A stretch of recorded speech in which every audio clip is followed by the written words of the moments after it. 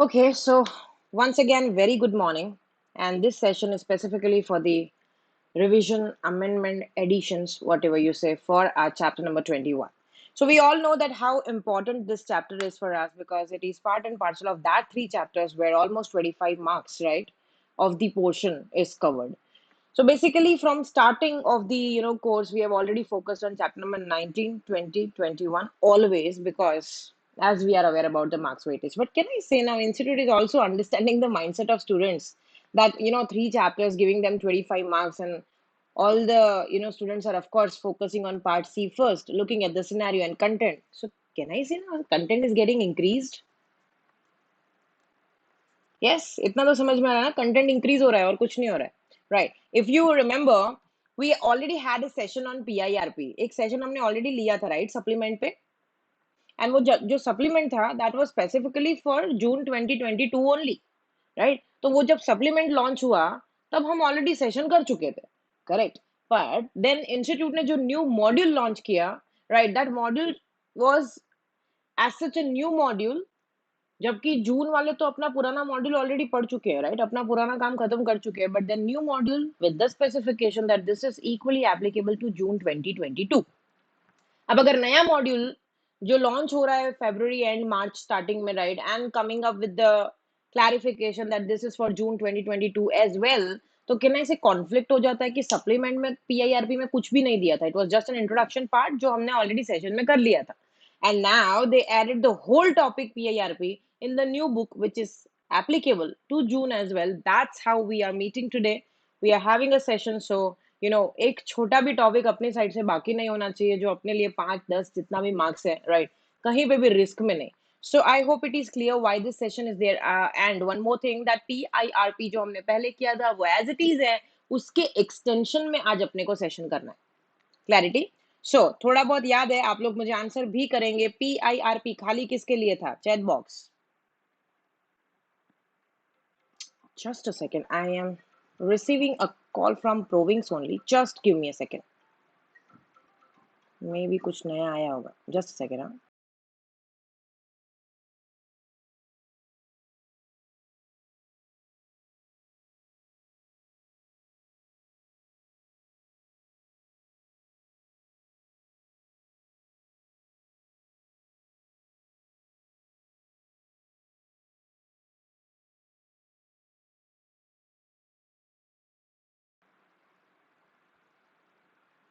Okay so if I talk about PIRP it was only for whom can I say MSME perfect right सबको पता है कि ma'am ये तो खाली एमएसएमई के लिए था सो कोई मुझे बता सकता है डिफॉल्ट का अमाउंट कितना था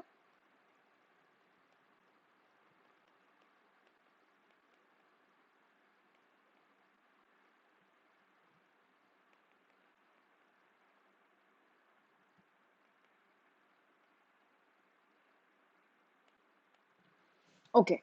So as per the planning, I'm going with the full clarifications, understanding of this chapter. And एक बार ये खत्म हो जाए फिर अपने CS का इंस्टीट्यूट का मटेरियल देखेंगे राइट कि उन्होंने इसमें क्या क्या कवर किया सो सबसे पहले let me just go with that CIRP and PIRP.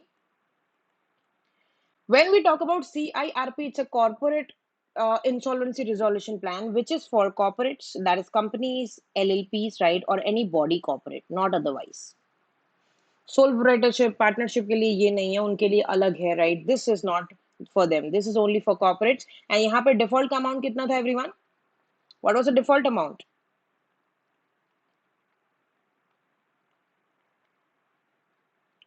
1 crore 1 cr that is a minimum default amount and here the default amount was rupees 10 lakhs this is only for MSME and can I say this is only for corporate datas जबकि यहाँ पे application CD FC and OC तीनों कर सकते हैं can I say that yes so along with that जब हम बात करें PIRP and CIRP के बीच की CIRP is something that there is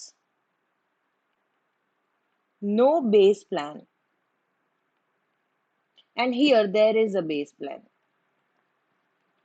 so अभी थोड़ा सा समझते हैं ma'am when we talk about PIRP अब मैं सिर्फ पीआईआरपी की बात कर रही हूँ when we talk about PIRP ये कैसे चलता है this is something when we talk about MSME, और अगर वहां पे डिफॉल्ट है, मैम मुझे पता है मैं एमएसएमई हूँ, मैंने 10 लाख रुपए का डिफॉल्ट खुद ही किया है, I am not paying 10 lakh rupees to people और मोर देन दैट, एंड मुझे अपनी कंपनी को बचाने में फुल इंटरेस्ट है। सी हो जाता है कभी कभी मैम, मिस्टेक हो गई, we are MSME, it's quite possible that I couldn't pay what I was supposed to pay, but I don't want to ruin my company or put my company into that liquidation thing. So मैं सामने से ही PIRP use करना चाहती हूँ। So it's like an application to NCLT जाएगा ma'am, same, but the thing is here is bit different.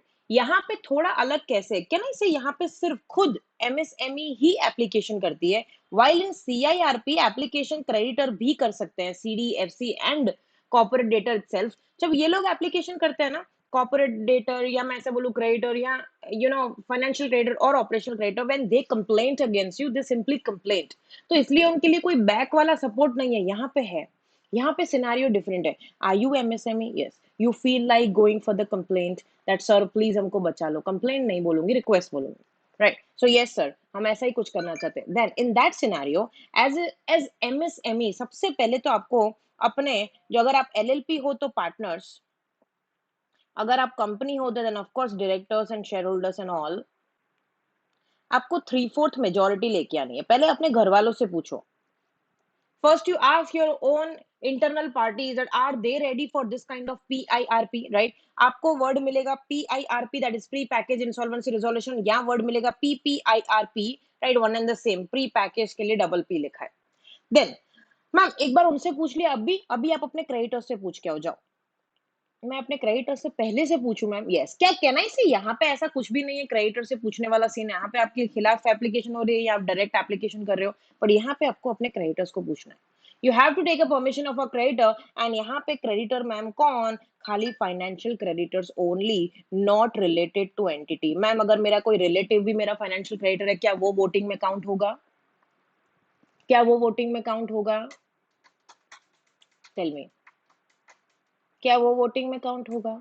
अगर मेरा कोई रिलेटिव है, रिलेटेड पार्टी है, राइट, वो काउंट नहीं होगा। So only unrelated financial creditors will vote. Ma'am उनकी वोटिंग कितनी होनी चाहिए? सेम 66%। तो ओनली डिफरेंस इज, यहाँ पे मैं एनसीएलटी में जाने से पहले ये चीज कर रही हूँ, यहाँ पे हम एनसीएलटी में जाते थे फिर ये सब बात आती थी, राइट? सो यहाँ पे मैंने अपनी फाइनेंशियल क्रेडिटर्स को पूछ लिया मैम, अभी creditor said yes ma'am, great, your director said yes, perfect, now go for NCLT, no? और एनसीएलटी कितना टाइम लेती है मैम एक्सेप्ट रिजेक्ट करने में? Same answer, what is the answer for CIRP? NCLT कितना टाइम लेगी accept reject करने में? 14 days। Perfect, 14 days, either they accept और दे रिजेक्ट। अगर कोई रिजेक्शन का सीन भी है तो भी एक करेक्शन का चांस बनता है। कितना टाइम देना होता है करेक्शन के लिए? कितना टाइम देना होता है करेक्शन के लिए? 7 days।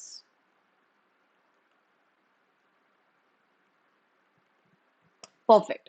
मैम अभी अपनी एप्लीकेशन तो एक्सेप्ट हो गई, करेक्ट। जब आप एप्लीकेशन करने जाते हो ना, then you have to give some documents. Document किस बात का? दैट सर, हम डिक्लेरेशन दे रहे हैं that we have already taken the permission of a creditor to do so, to do this PIRP, क्योंकि हम ही एप्लीकेशन कर सकते हैं पीआईआरपी का। एंड क्रेडिटर्स को हमने पूछ लिया, who are financial creditors, they give 66% majority. Sir हमने अपने शेयर होल्डर्स को पूछ लिया, हम अपने, अगर हम एलएलपी हैं, that we have already taken the you can say permission of our partners. And इसके साथ साथ we have one plan called base plan, and this is a base plan. Base plan का मतलब ये है, हम अगर सीआईआरपी में देखते थे तो it is more like you have to go for the application, and application में जाने के बाद आरपी और ये सब डिसाइड होगा, and then things will go with full procedure, COC बैठेगी, आरपी इनवाइट करेगा लोगों को, और फिर प्लान्स आएंगे। प्लान्स यहाँ पे भी आएंगे, पर अभी के लिए आपके पास एक प्लान हैंडी होना चाहिए। It means government is not there to help you ऐसे ही फ्री में। Government is like, do you have a plan? Yes ma'am, we have a base plan. हमारे पास प्लान ऑलरेडी है, एंड इफ ये plan अगर आपके पास है तो ही आप पीआईआरपी में जाओगे, नॉट अदरवाइज। कैन आई से सीआईआरपी में बेस प्लान का कोई कॉन्सेप्ट नहीं था? Can I say that? Hello everyone, can I से सीआईआरपी में बेस प्लान जैसा कोई कॉन्सेप्ट नहीं था? Correct, right? जबकि इसमें है मैम। तो इसमें क्योंकि बेस प्लान है, before going to NCLT I am already having plan on my hand, इसलिए इसका नाम क्या पड़ा? Pre package. कहना है सब कुछ पहले से पैक में है, कहना से सब कुछ पहले से रेडी है, प्री पैकेज्ड, इसलिए इसका नाम PIRP है। That is why we call it as pre packaged, because यहाँ पे बेस प्लान है। मैम अगर बेस प्लान है फिर क्या ma'am? Can I say in CIRP we always had interim resolution professional, फिर उसको COC RP बनाता था? Hello, can I say we had a concept of interim resolution professional? Great. यहाँ पे ऐसा नहीं है। यहाँ पे जब आप क्रेडिटर्स के साथ मीटिंग करते हो ना, that sir should we go for this particular thing, जब क्रेडिटर्स बोलते हैं यस, कौन से क्रेडिटर्स मैम? FC। जब FC बोले यस, तब वो साथ में उसी वक्त आपको एक नाम अपॉइंट करके देंगे, that is RP। There is no concept of IRP, it is direct RP। मतलब मैम RP पहले से है, RP पहले से, तो ये रिकमेंडेशनल नाम भी NCLT में जाएगा, RP का नाम, direct resolution professional, there is no interim professional. Ma'am एक बार ये प्लान एक्सेप्ट हो गया ना, बाकी बाद में सब कुछ सेम, सब कुछ सेम, मतलब as it is. That is you can say COC बुलाओ, COC अभी RP प्लान्स इनवाइट करेगा। मैम प्लान तो बेस प्लान ऑलरेडी था, अच्छी बात है, you have base plan, but still now you are into PIRP, you can still invite plans। Ma'am it's quite possible that I receive 5 new plans and वो 5 plan में से यार ज्यादा अच्छे compare to base plan, accordingly go, accordingly go, no problem at well। So आप उस wise भी जा सकते हो। Now looking at the scenario and the way this particular chapter is added, not fully added, it's quite you can say some of the sections are added, जिसके लिए मैंने एक already summary note बनाया है, हम उसमें से थोड़ा सा समझते हैं। that note will be shared with you soon, so हम थोड़ा सा उसको डील करते हैं, just a second।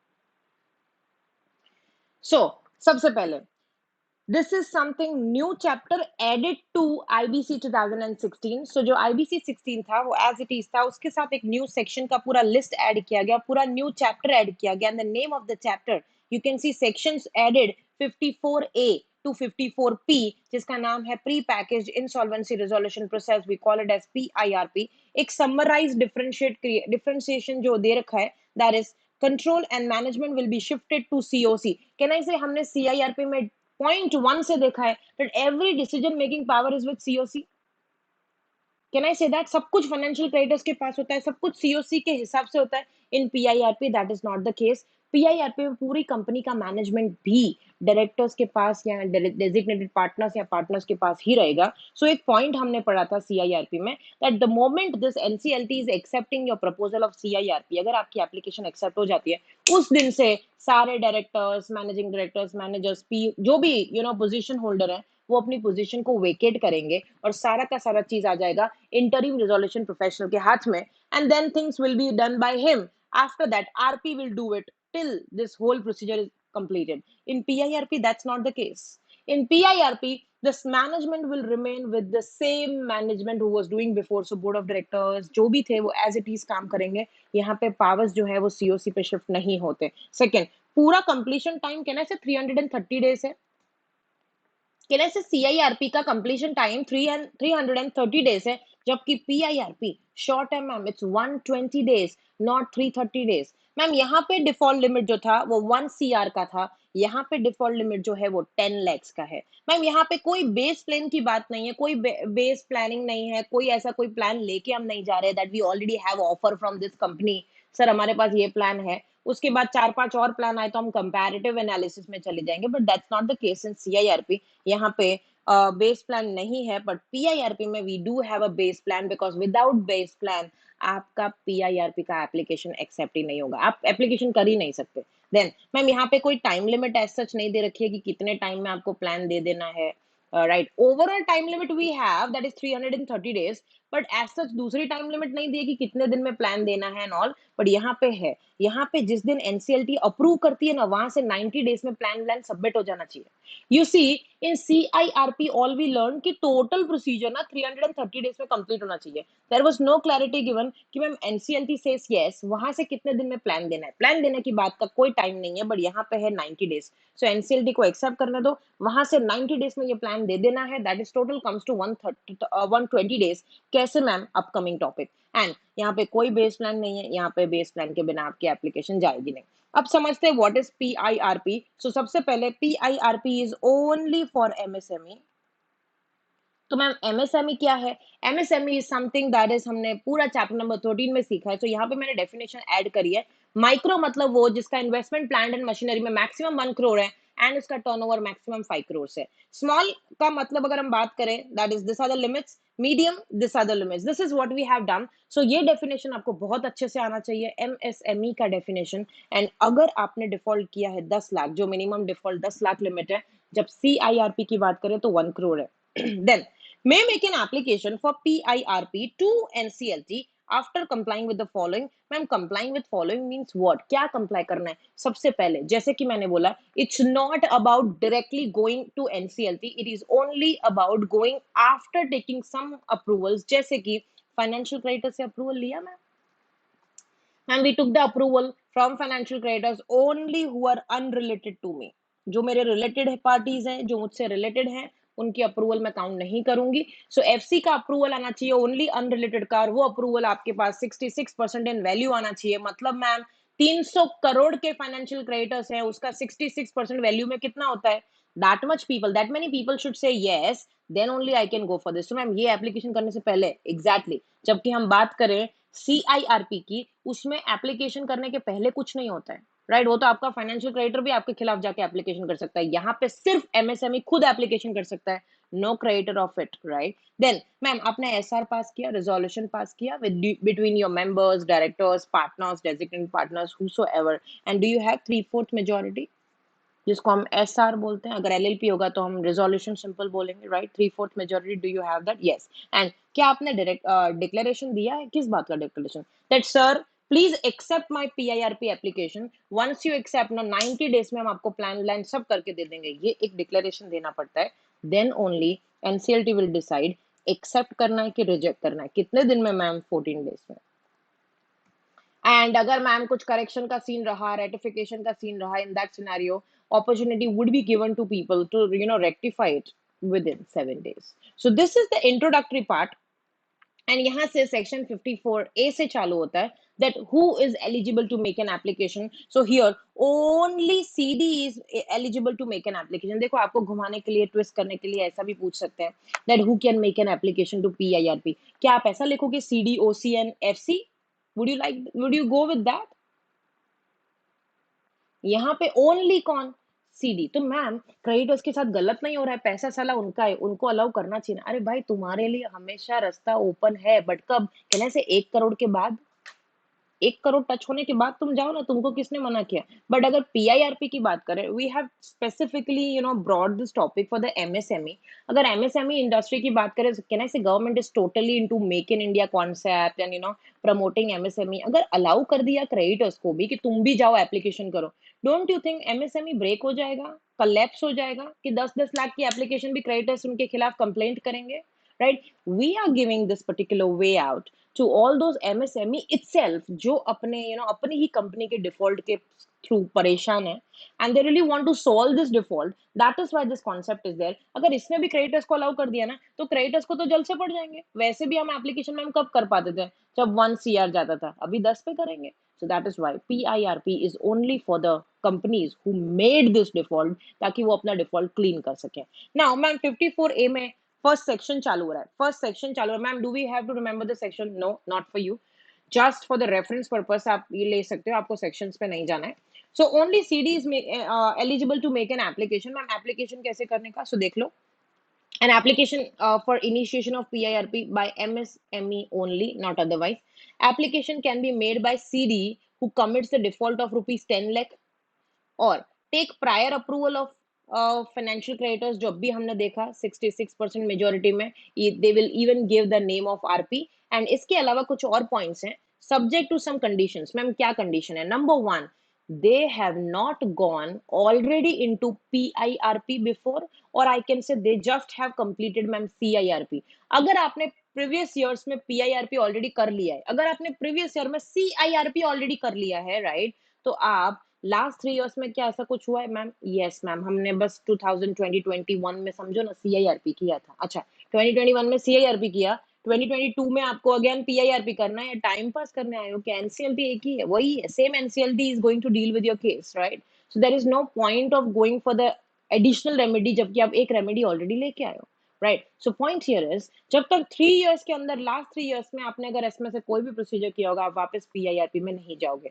सेकंड, आपका CIRP ऑलरेडी चल रहा है। हाँ मैम, ये कैसी बात हुई पता है, कि जब कोई चीज मुझे ऑलरेडी मिल चुकी है, बट अगर मार्केट में मैंने देखा यार इसी के रिलेटेड कुछ नया वर्जन आया है, तो तुम क्यों लेने जा रहे हो? तुम्हारे पास ऑलरेडी है, right? So if you are already into CIRP, पर अभी यार मैम मैंने अभी अभी मार्केट से सुना PIRP भी आया, अपने को वो भी करना है, that's not possible. Be into one, respect the authority. अगर आप CIRP में अभी ऑन गोइंग हो, आपको लग रहा है मैम CIRP से तो PIRP अच्छा, काश पहले आया होता, पहले आया होता, अभी नहीं है ना, सिंपल, अभी आप वहीं रहो। Then no order of liquidation is already passed. If you are already given order by NCLT for the liquidation, अब आपको लग रहा है यार मैं क्यों liquidate हूँ, let's go for PIRP, you are already given order for the liquidation, अब कुछ नहीं हो सकता। Then ma'am, eligible to submit resolution plan, you are eligible to submit resolution plan, that is base plan। अगर आप base plan देने के लिए eligible नहीं हो, then I'm sorry, आप application नहीं करोगे। क्या आपके फाइनेंशियल क्रेडिटर ने 66% अप्रूव किया एंड आरपी का नाम दे दिया मैम? यस दे दिया, तभी एप्लीकेशन करना। एंड डायरेक्टर्स ने एक डिक्लेरेशन दिया कि हम 90 डेज के अंदर अंदर, जब एनसीएलटी एक्सेप्ट करेगा, वहां से 90 डेज में हम फाइनली प्लान दे देंगे। This are some of the conditions that MSME has to see that are we following this? If you are following this, then only make an application। Ma'am अगर ये application होती है तो 54B में duties दे रखी है कि एज अ रेजोल्यूशन प्रोफेशनल आपकी क्या ड्यूटीज है। सो आपका PIRP चालू हो उससे पहले कहने से आपका अपॉइंटमेंट हो चुका है। हेलो PIRP में आरपी का अपॉइंटमेंट पहले से ही FC ने नाम दे दिया है। Can I say that? Can I say that? Hello, everyone. Right? So, can I say if you are already there before initiation of this, तो आपकी तो बहुत सारी ड्यूटीज बढ़ जाएंगी। जनरली क्या होता है ना कि एक बार एनसीएलटी में केस एक्सेप्ट हो जाए, फिर इंटरिम रिजोल्यूशन प्रोफेशनल अपॉइंट होता है, फिर वो आरपी बनता है या नया आरपी आता है। यहाँ पे तो मैम एक्सेप्टेंस से पहले ही आरपी अपॉइंटेड है, तो आपकी क्या ड्यूटी होगी एज आरपी? तो हमारी ड्यूटी होगी सबसे पहले हम प्रिपेयर करेंगे रिपोर्ट कि सीडी ने ऊपर वाले सारे क्राइटेरियाज को मैच किया है। ये रिपोर्ट हम बनाएंगे एज अ प्रोफेशनल, क्योंकि आई am already appointed RP here. तो मुझे देखना है कि ये लायक है एप्लीकेबल करने, आई मीन एप्लीकेशन करने के लिए है eligible. Have they followed all the eligibility criteria? Number one. Number two, file the report and other document with the board, that is IBBI। Perform such other duties as given to you। Duties of RP will cease if ma'am directors ने PIRP का application किया ही नहीं with in given time. एक time होता है application करने का, ma'am उन्होंने किया ही नहीं। ओके, सो आपने रेजोल्यूशन पास किया, मेंबर्स की परमिशन ली, क्रेडिटर्स की परमिशन ली, and then you became lazy and you did not file application. It's I mean application ही नहीं हुई, आपको क्यों रखा था PIRP के लिए? ना PIRP एप्लीकेशन तो हुआ ही नहीं, तो आरबी का काम खत्म, अभी तुम जाओ अपने घर। या तो ma'am we made an application but NCLT rejected the application। If NCLT rejected the application, of course now there is no point of having RP, again your duties will cease and PIRP fees will include the remuneration of RP। so हमें हमेशा से ये चीज पता है कि जब भी इंसॉल्वेंसी की बात हो, लिक्विडेशन कॉस्ट हो, आरपी का कॉस्ट हो, लिक्विडेटर का कॉस्ट हो, जो उनका रेम्यूनरेशन है वो सब इन कॉस्ट में इंक्लूडेड हो जाता है। तो जो आपका टोटल PIRP का कॉस्ट जो निकलेगा ना, उसमें ये वाली फीस भी इंक्लूडेड होंगी। So this is about 54B first application. तो आपके लिए सबसे ज्यादा इंपॉर्टेंट है ना वो ये वाला टॉपिक है, क्योंकि मॉड्यूल में डिटेल में दिया है। सेकंड है ये, दैट इज ड्यूटीज। अब नेक्स्ट आते हैं, after meeting the criteria of 54A make an application in prescribe form with prescribe fees. Ma'am application के साथ क्या क्या डॉक्यूमेंट्स देने पड़ेंगे? Give SR copy, give FC का consent copy that all the financial directors are ready for this like 66%, name and written consent of RP, आपने जो RP appoint किया उसका नाम दो, रिटन कंसेंट दो, and declaration of any transaction that is fraudulent transaction. Sometimes what happen that man, क्योंकि मेरे directors को ऑलरेडी पता था कि हम पीआईआरपी में जाने वाले हैं, तो उन्होंने क्या किया, कुछ कुछ कंपनी की प्रॉपर्टी ना अपने रिलेटिव्स को बेच दी, या जो क्रेडिटर्स उनके रिलेटेड पार्टीज थे उनको पहले से दे दिया। तो ये सब जो ट्रांजेक्शन होते हैं वो फ्रॉडुलेंट ट्रांजेक्शन है। ऐसे ट्रांजेक्शन को हम कैंसिल करके वापस लेके आ सकते हैं। तो इफ आरपी फील्स कि कंपनी ने जानबूझ के कुछ प्रॉपर्टीज कुछ क्रेडिटर्स को सेल ऑफ कर दिया या दे दिया, because they wanted to take this property benefit for them or for this creditors because they were near to them, उनको देके खत्म किया। जब आपको पता है कि पीआईआरपी होने वाला है, you already know that all the assets would be now dealt by RP and by NCLT, तो आपने अपनी मर्जी से पहले से ये ट्रांजेक्शन क्यों किए? Because you are very well aware कि हम पीआईआरपी में जा रहे हैं। ऐसे सिचुएशन पे आरपी के पास पावर है, वो ऐसे सारे ट्रांजेक्शन को फ्रॉडुलेंट डिक्लेयर करेगा और वो सारी प्रॉपर्टीज वापस लेके आने का ट्राई करेगा। And information of bonus of sorry information of books of accounts for such period, so उस टाइम की बुक्स ऑफ, जो भी बुक्स ऑफ अकाउंट्स है वो भी आपको देनी पड़ेगी एनसीएलटी को, because NCLT need to know how many properties you have, and adjudicating authority will accept reject in 14 days, एंड फाइनली opportunity of correction will also be given if there is a rejection, that is for 7 days। अब आपके लिए सबसे ज्यादा important topic 54D, time limit देख लो। पीआईआरपी को total completion का टाइम कितना दिया है? 120 दिन। तो मैम प्लान देने के लिए कितना टाइम है? 90 दिन। तो कैन आई से प्लान देने के पहले की जो पूरी प्रोसीजर करनी है वो 30 डेज में करनी है? Can I say that? Can I say that? NCLT आपको हाँ बोले, एक्सेप्ट करे, ये सब कुछ 30 डेज में होगा, उसके बाद 90 दिन में प्लान दे देना है। Hello everyone, yes. So basically total duration कितना है मैम? 120 डेज। अभी थोड़ा और समझना, द मोमेंट एनसीएलटी एक्सेप्ट कि सर ठीक है चलो हम आपकी एप्लीकेशन को एक्सेप्ट करते हैं, एक्सेप्टेंस से 90 दिन के अंदर अंदर प्लान दे दो। जब आप एनसीएलटी को प्लान दोगे ना, विद इन 30 डेज एनसीएलटी बोलेगा okay plan accepted, plan rejected. I repeat, एक है एप्लीकेशन एक्सेप्टेड रिजेक्टेड। तो मैं जब फर्स्ट टाइम एनसीएलटी के पास गई, एनसीएलटी ने मेरा एप्लीकेशन देखा, बेचारे चल दुखी हैं यार, कंपनी को बचाते हैं, पीआईआर पे एक्सेप्ट कर दे। वहां से लेके 90 दिन में जो भी मेरे लिए बेस्ट प्लान है वो एनसीएलटी को दे दो, जो आपको लग रहा है एज आरपी। सर दे दिया, कितने दिन में दिया? 90 डेज, परफेक्ट। एंड एनसीएलटी उस प्लान को देखेगी, एनसीएलटी आपको हाँ या ना कितने दिन में बोलेगी? 30। कैन आई से 90 plus 30 becomes 120? Can I say that? Yes. पर मैम यहाँ पे तो सिर्फ 90 वाला बात किया, वेर इज 30? कैन आई से 30 वाला इज अ लास्ट स्टेप, जब एनसीएलटी आपको फाइनली एक्सेप्ट करता है, ठीक है प्लान एक्सेप्टेड, तो वो यहाँ नहीं आएगा, लास्ट में आएगा, राइट ना। 54E मैं आपको अभी से बता दूं, मोरेटोरियम जो पीरियड है it is same like the old moratorium. कहने से अगर मोरेटोरियम डिक्लेयर होता है, that time you can not file any new case, आप कुछ भी प्रॉपर्टी बेच नहीं सकते। आपको मोरेटोरियम मतलब एक काइंड ऑफ स्टे लग चुका है, प्रोटेक्शन है कंपनी के ऊपर कि कोई उस पर कोई भी केस फिलहाल के लिए फाइल नहीं कर सकता। सो मैंने लिखा है moratorium is same as CIRP and appointment of RP. Ma'am RP कौन सा अपॉइंट होता है? आरपी वो अपॉइंट होता है जिसके नाम पे कोई भी लीगल केस, डिसिप्लिनरी केस चालू नहीं है। मैम मैं सीएस हूँ, अच्छा, और आईसीएसआई ने मेरे खिलाफ एक केस किया है बिकॉज मैंने किसी और क्लाइंट का मैं मतलब मैंने सोचा उसका क्लाइंट का कोई इन्फॉर्मेशन ऑलरेडी कॉन्फिडेंशियल था, फिर भी लीक कर दिया। आप जानते हो कि as per CS act schedule 1-2 में कुछ पेनल्टीज दे रखी है, मेरे खिलाफ इंस्टीट्यूट केस कर रही है, चालू है केस। ऐसे सिचुएशन में मैं आरपी नहीं बन सकती। So if any sort of disciplinary action is going against you, you can not be RP.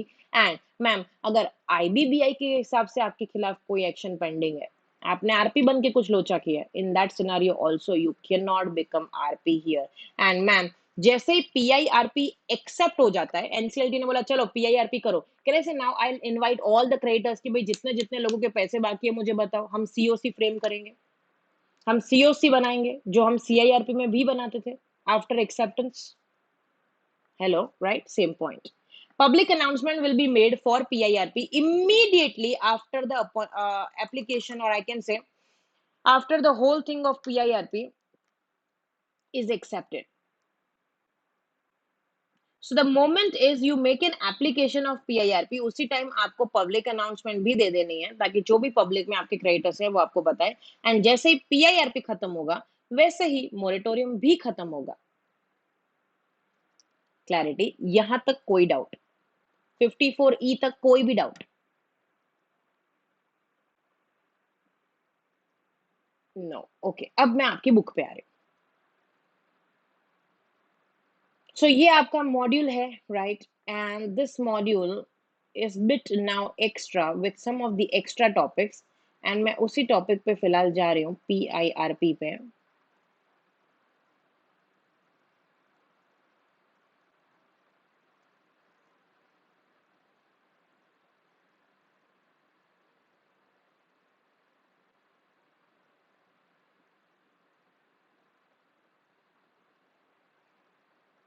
या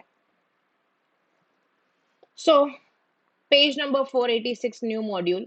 आप देख सकते हो this regulations are given for pre package insolvency की अगर हम बात करें तो टॉपिक यहाँ पे नहीं था, just a second, this are just regulations.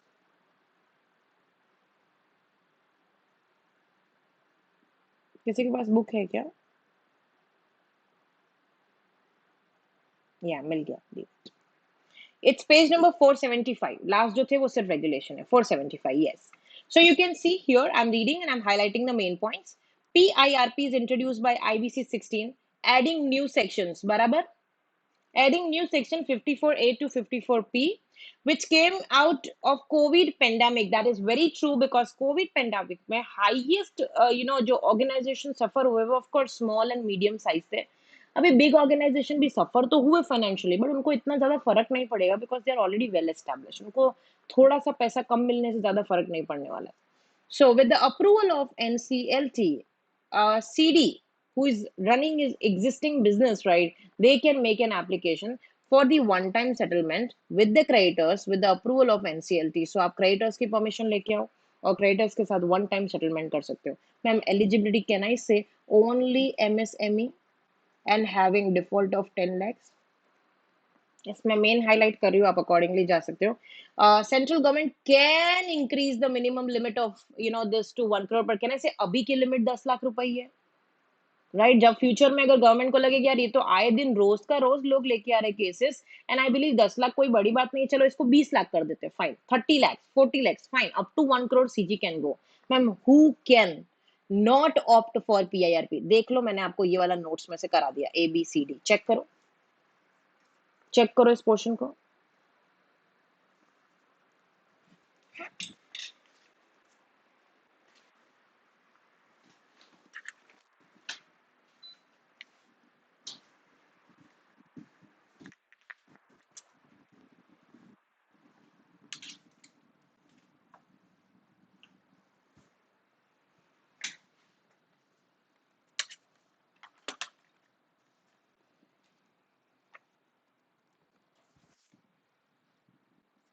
Done.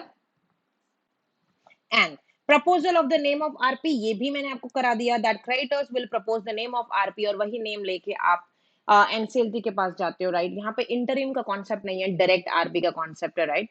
Then ma'am approval of name of RP by FC, देखो क्या लिखा है, not being related parties, not being related party. So if you have financial creditors like total 20, ma'am उसमें से दो ऐसे हैं जो मेरे रिलेटेड पार्टी है, देन उनका अप्रूवल काउंट नहीं होगा। हम जानते हैं रिलेटेड पार्टी से वोटिंग लेने का कोई मतलब नहीं।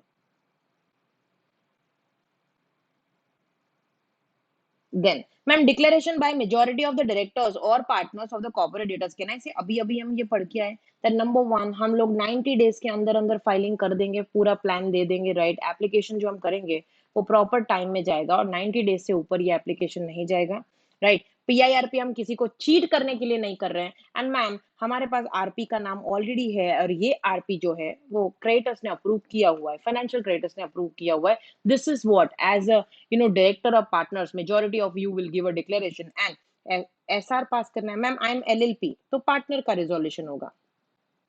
मैम आई एम कंपनी तो ठीक है, मेंबर्स का रिजोल्यूशन होगा, जहाँ पे 3/4 मेजोरिटी, स्पेशल रिजोल्यूशन आपको पास करना है। Check that, I am waiting. 1 and 2 same point जो मैंने करा दिया आपको।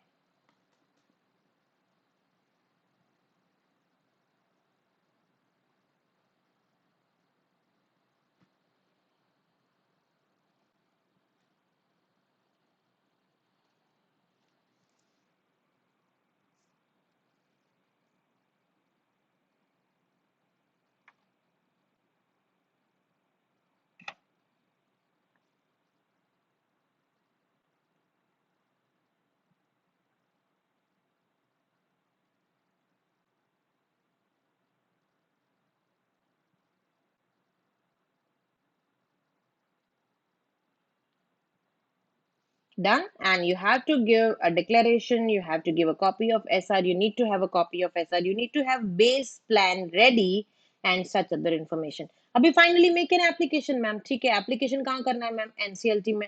एप्लीकेशन में क्या क्या देना पड़ेगा? आपको एप्लीकेशन के साथ कुछ डॉक्यूमेंट्स फर्निश करना है जो भी हमने वहां पे पढ़ लिए.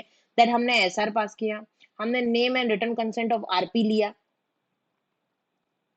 मैम हमारा जो ट्रांजैक्शन है वो 10 lakhs है, और एज पर द प्रोविजंस जो भी अगर फ्रॉडुलेंट ट्रांजैक्शन हुए होंगे कंपनी में हम उसको अवॉइड करेंगे.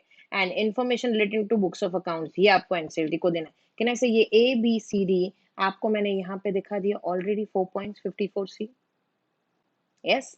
And ma'am order of adjudicating authority within 14 days. अगर उसको लग रहा है सब परफेक्ट है, एक्सेप्टेंस. सब परफेक्ट नहीं है, रिजेक्शन. रिजेक्शन के साथ साथ 7 days का टाइम मिलेगा आपको करेक्शन के लिए. Check these 2 points, 1 and 2. I'm waiting.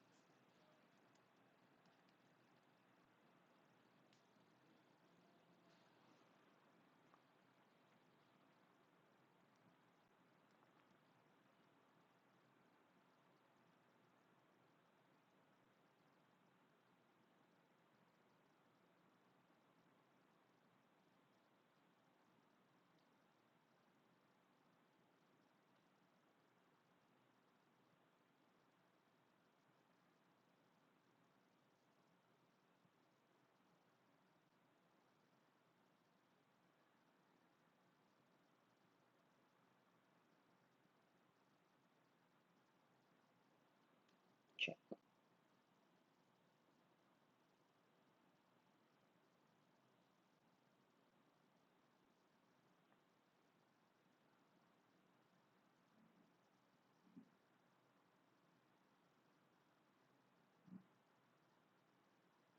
Done everyone till order. Okay. Then ma'am commencement जिस दिन एनसीएलटी एक्सेप्ट करेगी उसको डेट ऑफ एडमिशन बोलते हैं, और उसको डेट ऑफ कमेंसमेंट भी बोलते हैं. मैम टाइम लिमिट क्या है कंप्लीशन का? 120 दिन. 90 दिन के अंदर अंदर. मतलब मैम एनसीएलटी के पास हम गए, सो एप्लीकेशन हमने एनसीएलटी को किया, एनसीएलटी ने बोला यस एक्सेप्टेड. वहां से लेके 90 डेज के अंदर अंदर we have to give final plan. Ma'am plan तो हमने पहले ही दे दिया था, वो बेस प्लान था. वो एक प्लान था, बेस प्लान था, जहां से जिस बेस को लेके हम एनसीएलटी के पास गए थे. देखो भाई अपनी कंपनी में लोग इंटरेस्टेड हैं, right? And I really want this help from people who are ready to invest in my company, और who are ready to take over my company, और व्हाटएवर द सिनेरियो इज. आपके पास plan होना चाहिए था. But ma'am जब से मेरी कंपनी मार्केट में गई ना पीआईआरपी के साथ, 4-5 और कॉम्पिटिटर्स हैं और 4-5 और लोग हैं जो इस बेस प्लान वाले के साथ कॉम्पीट करना चाहते हैं. They are also giving me good plans. अभी यार मैं तो वही प्लान एक्सेप्ट करूंगी ना जो मुझे मेरी कंपनी के लिए बेनिफिशियल लगेगा. So whichever plan you approve, 90 days के अंदर अंदर एनसीएलटी तक पहुंच जाना चाहिए. So see, total completion 120 days. आपको 90 दिन के अंदर अंदर अप्रूव्ड प्लान सबमिट कर देना है. और अगर आपने अप्रूवल नहीं दिया ma'am, base plan we had, other than that 3 more plans we received. But I don't know, एक भी प्लान हमको समझ में नहीं आ रहा है. आई मीन सीओसी को एक भी प्लान अच्छा नहीं लग रहा है. दे फील कि ये डील लॉस मेकिंग है, नहीं है अच्छी डील. जो भी हमारी कंपनी में इन्वेस्ट कर रहा है या खरीदना चाहता है या पैसे वापस कर रहा है, I don't know, but this is not something that we can accept. See can I say एक टाइप का सेटलमेंट होता है, क्योंकि क्रेडिटर्स को पता है मेरा पैसा अटका हुआ है, और शायद कोई दूसरी कंपनी वाला आके आपके क्रेडिटर्स को एक ऑफर करेगा कि देख इतने में सुलटा ना हो तो सुलटा दो. हो सकता है creditors are not happy with the amount that they are getting. They may feel कि इससे बेटर इस एमएसएमई को नॉर्मली चलने दो, क्या पता इसमें से हमको पैसे और मिल जाए, right? Quite possible, right? Ma'am PPICD क्या है? That is pre package insolvency commencement date. Clarity. So basically जो प्लान आया वो अच्छा ही नहीं लग रहा मैम. एक भी प्लान आया ही नहीं या अच्छा नहीं लगा. इन that scenario what you can do is आपको टर्मिनेशन का एप्लीकेशन करना पड़ेगा. अगर आपके पास प्लान है तो प्लान लेके जाओ, अगर प्लान नहीं है तो टर्मिनेशन का एप्लीकेशन लेके जाओ. एनसीएलटी को बोला भाई सॉरी सर, देखो you give us lot of time, thank you so much, we tried our best but nobody is interested in our company, so nobody gave us plan, और the plan that we received we are not interested in that. हमको नहीं अच्छे लग रहे sir, तो हम ये plan को नहीं एक्सेप्ट कर रहे हैं. तो टर्मिनेशन का एप्लीकेशन करो भाई. एनसीएलटी को या तुम 90 दिन में प्लान दो, या 90 डेज में तुम क्या दोगे उनको? Termination application. ये है time limit. And declaration of moratorium, as I mention, declaration of moratorium is as it is same like CIRP, right? आपने जिसको भी आरपी को अपॉइंट किया है, मेक श्योर उसके खिलाफ कोई डिसिप्लिनरी एक्शन वैक्शन नहीं चालू होनी चाहिए. आईबीबीआई में भी नहीं होनी चाहिए और किसी भी और तरीके से उसके लिए एप्लीकेशन नहीं होनी चाहिए उसके खिलाफ। And make sure when you go this PI with PIRP application ना, जब भी ये प्रोसेस इनिशिएट होती है उसी टाइम पे आपको पब्लिक अनाउंसमेंट कर देनी है, ताकि पब्लिक को पता चले कि ये वाली जो कंपनी है वो पीआईआरपी में, कहने से उसी से पब्लिक को पता चलेगा कि इसके खिलाफ सूट नहीं कर रहा है, इसकी कोई प्रॉपर्टीज नहीं खरीदनी है, इसको कोई प्रॉपर्टीज बेचनी नहीं है, बिकॉज अभी उस पर मोरेटोरियम लगा हुआ है, right? And all the creditors can put their claim to company, right? So that is why public announcement will be made. ये भी मैं आपको उधर से करा के आई, डिक्लेरेशन चेक।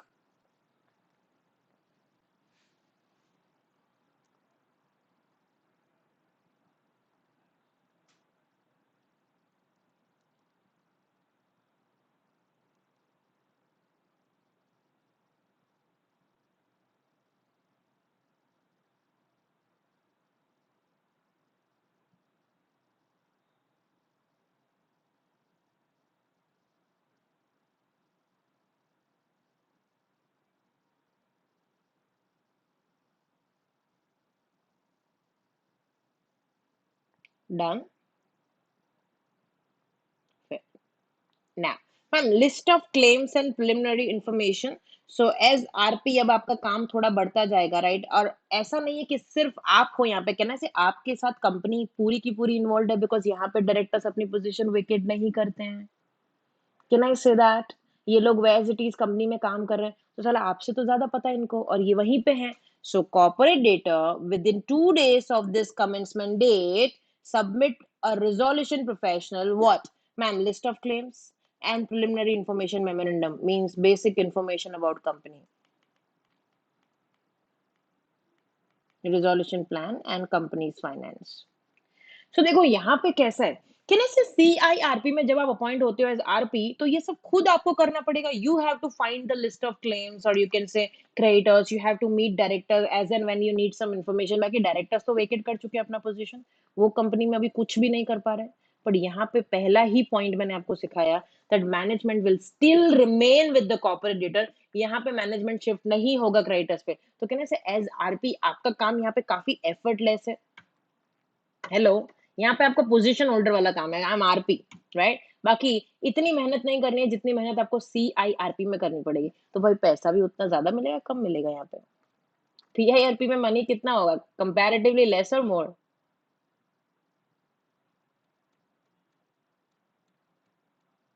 लेस और मोर? पीआईआरपी में पैसा ज्यादा मिलेगा, कम मिलेगा? Of course it will be less, not more. क्योंकि अगर यहाँ पे ज्यादा मिलेगा तो फिर तो उससे कोई मतलब ही नहीं रहा। CIRP will give you more money, not PIRP. एक तो पीआईआरपी एमएसएमई वालों की है, तो एमएसएमई वैसे भी कोई बिग ऑर्गेनाइजेशन है नहीं, right? They would not give you that money, number one. Number two, यहाँ पे एक ये पॉइंट आया, मैनेजमेंट ऑफ द कंपनी और a corporator will still remain with the board of directors as it is. So जो daily business, एक बार company CIRP में जाती है, मैंने आपको पहले दिन से सिखाया है कि हमको बिजनेस बंद नहीं करना है, सीआईआरपी में बिजनेस चालू रहता है। क्यों? क्योंकि फ्यूचर क्या है कंपनी का, चालू रखना है। अगर बंद करना होता तो हम वाइंडिंग अप करवाते। हम सीआईआरपी में या पीआईआरपी में क्यों जा रहे हैं? Because we want to make sure that this company should work normally. तो हमारा normal ordinary course of business चालू रहेगा। फर्क कितना है, सीआईआरपी में ये सब कौन करके दे रहा था मैम? वही आईआरपी और आरपी। यहाँ पे ये सब खुद कौन कर रहा है? मैनेजमेंट। यही डिफरेंस है जो मैंने सबसे पहला पॉइंट आपको पढ़ाया। Going back to this first point, वापस देखो, control and management will shift to COC. यहाँ पे it will remain with the same management. अब ये पैरा पढ़ो, चेक करो।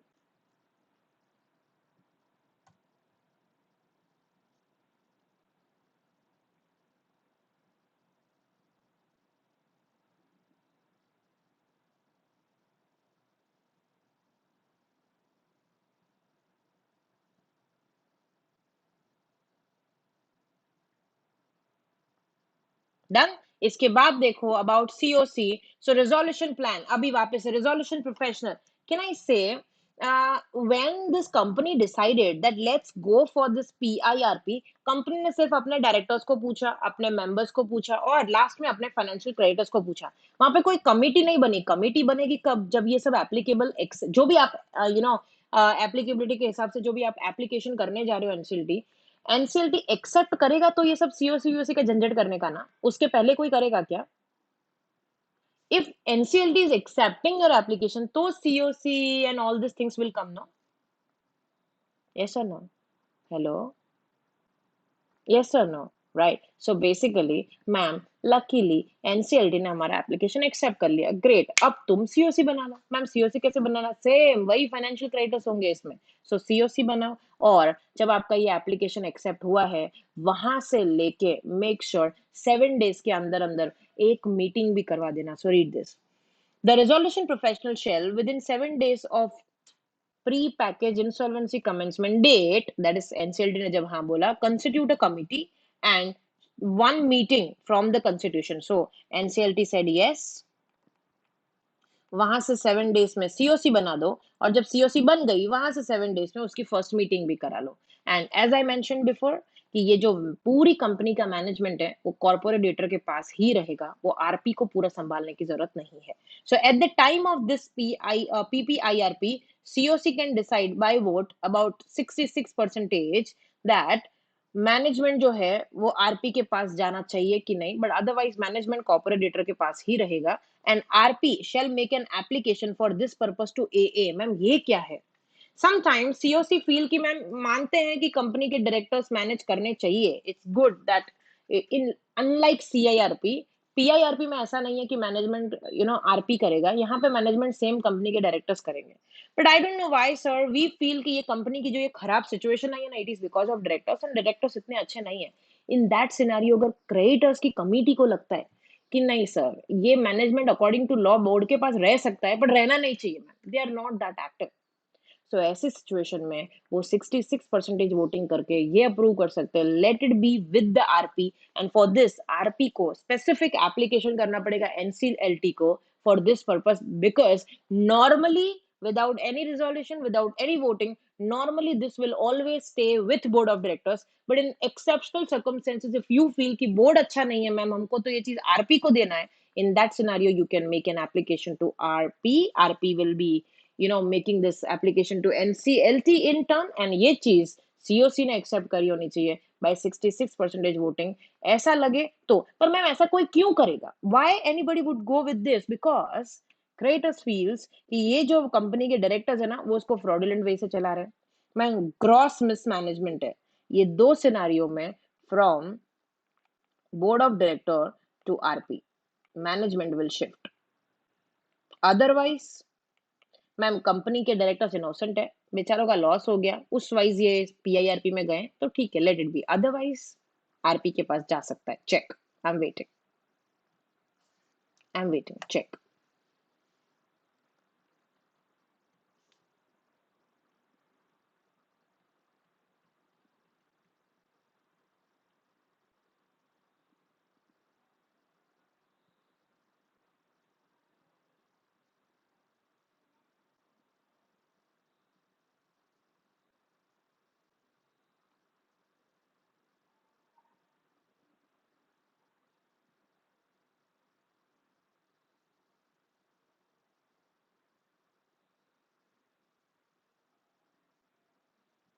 My next question to all of you, can I say base plan was already there? Base plan पहले से था। अभी सीआईआरपी के बारे में सोचो। मैम सीआईआरपी में कैसा होता है, हम एनसीएलटी में एक्सेप्ट एप्लीकेशन करते हैं, एनसीएलटी एक्सेप्ट करती है, फिर आईआरपी आता है, आईआरपी क्लेम्स लेके आता है, सब सीओसी बनाता है, सीओसी डिसाइड करती है आईआरपी को आरपी बनाना है कि नहीं, फिर आरपी बनता है, आरपी लोगों को बोलता है कि भाई किसी को इंटरेस्ट हो इस कंपनी में वो प्लान भेजे, वो प्लान सीओसी को दिए जाते हैं, और वही फर्स्ट प्लान होते हैं, बिकॉज वहां पे पहले से कोई प्लान नहीं था। कहने से यहाँ पे तो पहले से रेडी प्लान है, राइट? 99% चांसेस कि वही प्लान को एक्सेप्ट कर लो, बेस्ट।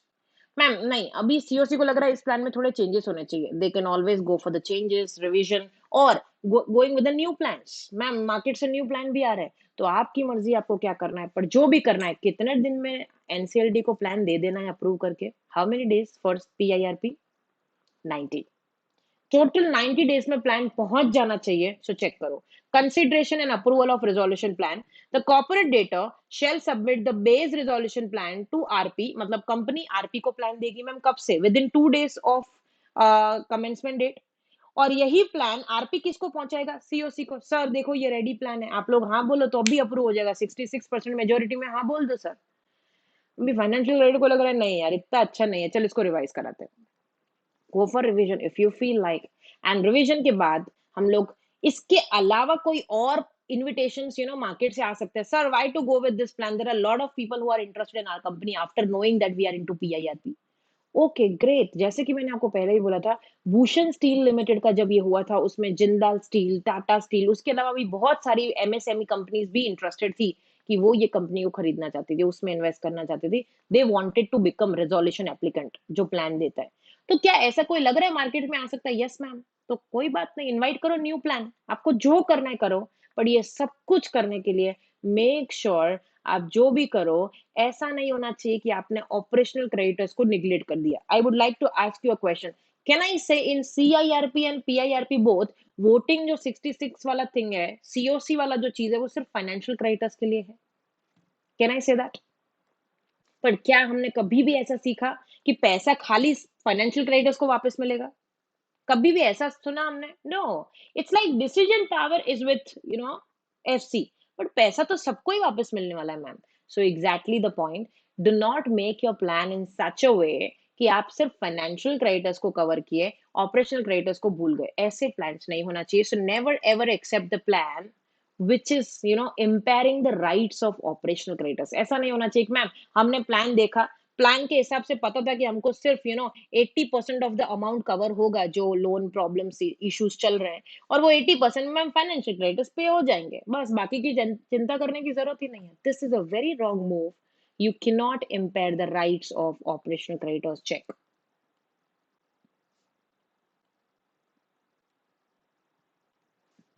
check that।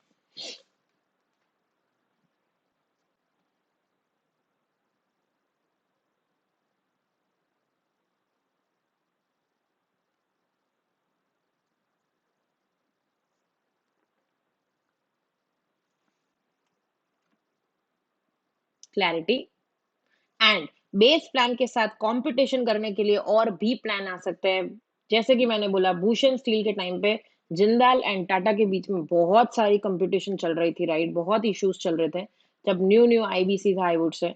अभी का सिनेरियो यही है। एक ही कंपनी अगर काफी लोगों को इंटरेस्टिंग लगता है इन्वेस्ट करना, तो वो अंदर अंदर compete कर सकते हैं। So I can invite more and more plans. अब आप मुझे बताओ, if I am having more and more plans, it's a good for the company और bad for the company? Is it good for company or bad for company? Tell me. If more people are coming up with the plans, is it good for the company who is MSME or bad for the company? Okay. Okay, Akanksha. My question to you specifically. If you are having 5 different shops open to purchase a pen, right, that is good option कि मैं market में एक ही shop है वहीं से खरीदनी पड़ेगी, जो प्राइस बोले, that is good. Which is good, 5 shop का ऑप्शन बेटर है कि एक ही शॉप का होना चाहिए?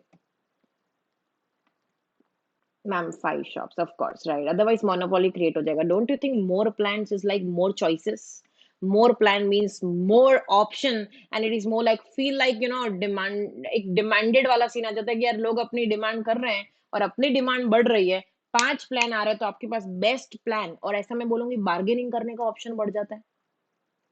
अगर आपकी कंपनी को खरीदने के लिए एक ही जना इंटरेस्टेड है, आपकी कंपनी में इन्वेस्ट करने के लिए एक ही जना इंटरेस्ट है, ऑफ कोर्स आपको इतना अच्छा प्राइस नहीं मिलेगा। So if there are competition available, great. Then जो भी रिजोल्यूशन एप्लीकेंट्स हैं, मतलब जो भी इन्वेस्टर्स आपकी कंपनी में इंटरेस्ट है, जो अपने प्लान्स भेज रहे हैं, मेक श्योर प्लान भेजने के लिए भी आप भी एक एलिजिबल क्राइटेरियाज जो है ना, वो आप फुलफिल करते हो, फिर ही आप एप्लीकेशन भेज रहे हो ना। बिकॉज देयर आर रूल्स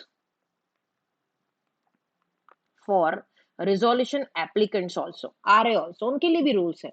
क्या आपने वो फॉलो किया? Correct ma'am. उसके बाद ये प्लान्स जाएंगे किसके पास मैम? सीओसी। सीओसी जो एक्सेप्ट करे वो फाइनल। अब मैंने आपको ये पहले भी सिखाया है, सेम पॉइंट यहाँ पे। जो इंसान आपकी कंपनी में इंटरेस्ट दिखा रहा है, पक्का उसने अपनी कंपनी के बारे में स्टडी तो किया होगा ना कि भाई इन्वेस्ट करने के लायक है कि नहीं। हेलो, इन्वेस्ट करने के लायक है कि नहीं, स्टडी तो किया होगा ना। Yes, so of course they need some information about company. कुछ याद आया? इंफॉर्मेशन मेमोरेंडम बनाना पड़ता है.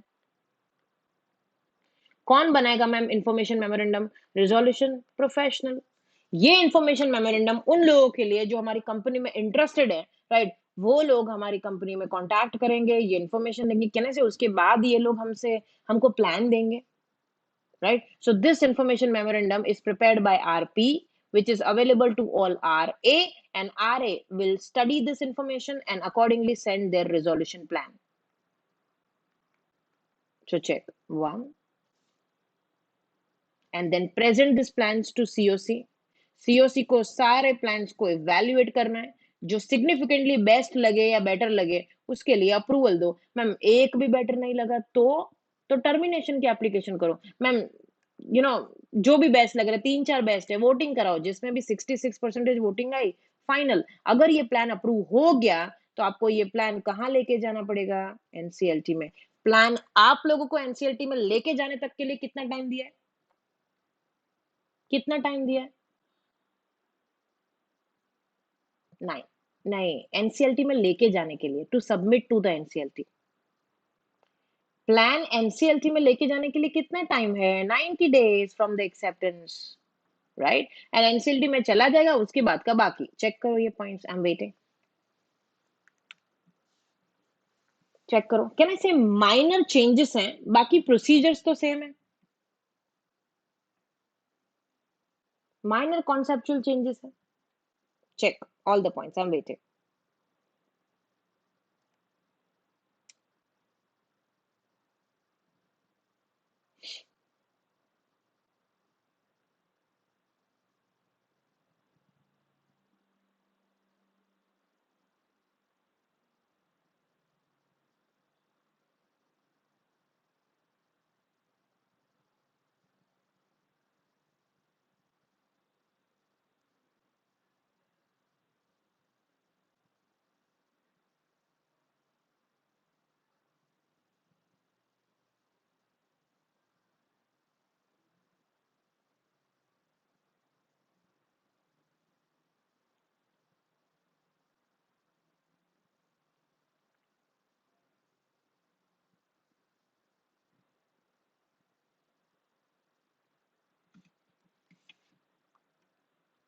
Done.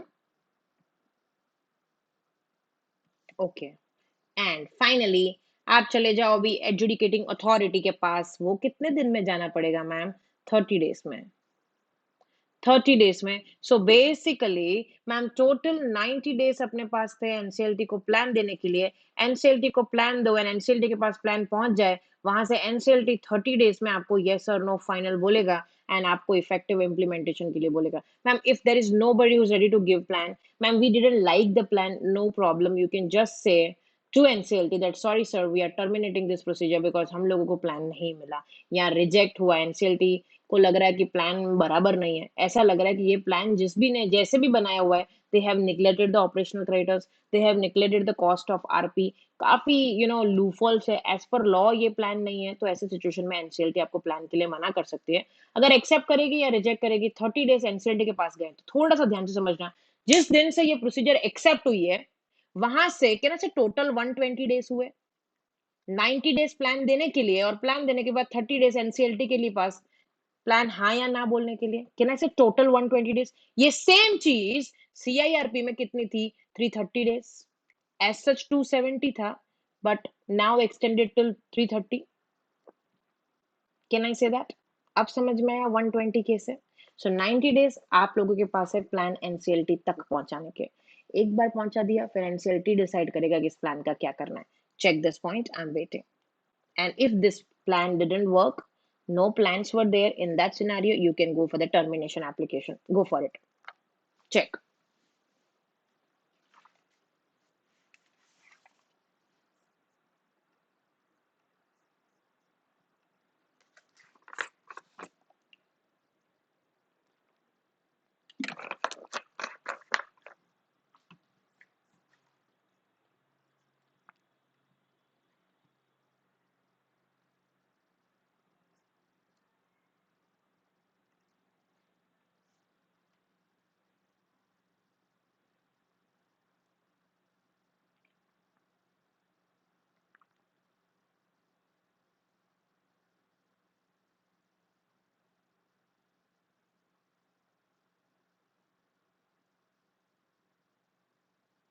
So for this particular uh, extra portion, as I mentioned, as I even showed you, PIRP का एक note मैंने बनाया हुआ है, that will be shared with you, so that also you can refer.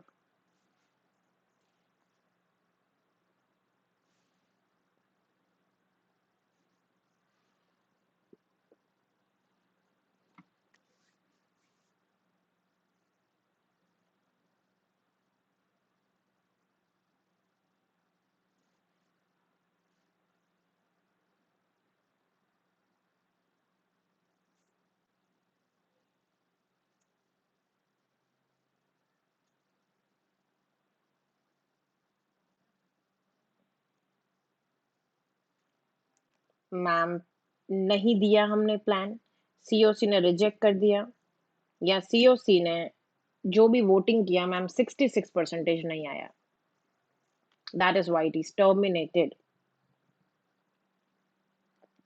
And यहाँ पे अपना पूरा PIRP एज सच खत्म होता है, बट एक लास्ट टॉपिक है वो थोड़ा अलग है, वो डील करते हैं, वो हमने PIRP का जो हमने शॉर्ट वाला पोर्शन किया था तभी भी हमने डिस्कस किया था। जाऊं आगे यहाँ से? Everyone, are you all with me? So to all of you having that kind of problems कि मैम कैसे होगा, काफी मुझे मैसेजेस भी आ रहे थे, PIRP इतना डिटेल में जब से ऐड हो गया तो स्टूडेंट्स के लिए टेंशन था। अभी आप पढ़ चुके हो, राइट? 1 आवर मैंने लिया है, आप पढ़ भी चुके हो। अब मुझे बताओ, है कोई इतना एक्स्ट्रा लोड ऑफ PIRP? है कोई इतना एक्स्ट्रा लोड? जिसको CIRP आता है उसको सिर्फ कुछ पोर्शन चेंजेस पता होने चाहिए, rest things are easy comparatively. CIRP से भी इजी PIRP है, राइट? सो इतना लोड लेने वाला चीज नहीं है। नो डाउट एडिशन है तो एक्स्ट्रा बर्डन तो आएगा, बट ऐसा बर्डन नहीं है जो डील ना कर पाए। एंड उसके अलावा last topic that is ma'am initiation of CIRP। अब थोड़ा सुनना, COC may resolve to initiate CIRP in respect of corporate debtor by vote of 66% of voting share. COC can pass a resolution at any time after PPICD but before approving the resolution plan. इसका क्या मतलब? अब थोड़ा सा समझना ma'am. we went for PIRP, perfect, हम NCLT के पास गए, NCLT ने एक्सेप्ट कर लिया। कितने दिन है प्लान देने के लिए? NCLT ने एक्सेप्ट किया, कितने दिन है आपके पास प्लान देने के लिए PIRP में? 90 days मैम, करेक्ट। क्या आपने अभी तक कोई प्लान अप्रूव किया? नहीं मैम, अभी तक कोई नहीं। पता नहीं, प्लान अभी तक तो अप्रूव नहीं हुआ है मैम, पर मजा नहीं आ रही है। आई फील ये CIRP में जाना चाहिए था। अगर क्रेडिटर्स को लग रहा है कि मैनेजमेंट के हाथ में है सब कुछ और हमको समझ में नहीं आ रहा है, we want this thing to be in our hands, ऐसी सिचुएशन में कहने से आपके हाथ में सिर्फ तब आएगी जब कंपनी में फ्रॉडुलेंट वाला होगा सीन, मिसमैनेजमेंट होगा या ग्रॉस मिसकंडक्ट होगा, अदरवाइज सब कुछ मैनेजमेंट के पास ही रहने वाला है, खाली आपकी लास्ट वोटिंग होगी। Can I say that? But you are not okay with it. You feel कि ये सब कुछ हमारे हाथ में होना चाहिए था, हम PIRP में नहीं, हम CIRP में जाने चाहिए थे। तो क्या ये क्रेडिटर्स थे जो PIRP में गए थे अपनी मर्जी से? कैन आई से क्रेडिटर्स तो जा ही नहीं सकते PIRP में, सिर्फ कंपनी खुद एप्लीकेशन कर सकती है। हेलो, कैन आई से कंपनी सिर्फ खुद एप्लीकेशन कर सकती है PIRP की, राइट? तो अभी क्रेडिटर्स को लग रहा है नहीं, मजा नहीं आ रही, let's make it to CIRP not PIRP। अगर आपको ऐसा लग रहा है तो आप एट एनी मोमेंट, जब तक प्लान अप्रूव नहीं हुआ है तब तक एनी मोमेंट पे एक रेजोल्यूशन पास क्या करना है ma'am? Let's go from PIRP to CIRP। क्या 66% COC में मान गए? Yes, then your plan would be shifted from PIRP to CIRP। Check, and order आपको ऐसा पास करके मिल जाएगा। And with this done with PIRP।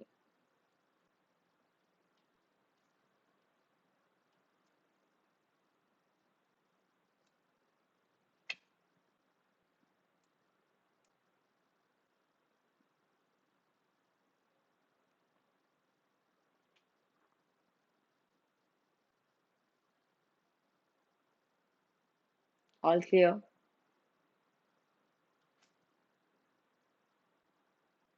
So this is done. This was one of the topic I was supposed to deal with, that is PIRP. उसके कुछ regulation last में दे रखे हैं, जो भी एडिशन है। जस्ट अ सेकेंड, या this are the regulations. जो अगर आप रेगुलेशन नहीं भी पढ़ोगे that is also perfectly fine, because वो प्रोविजन का ही एक्सटेंशन है।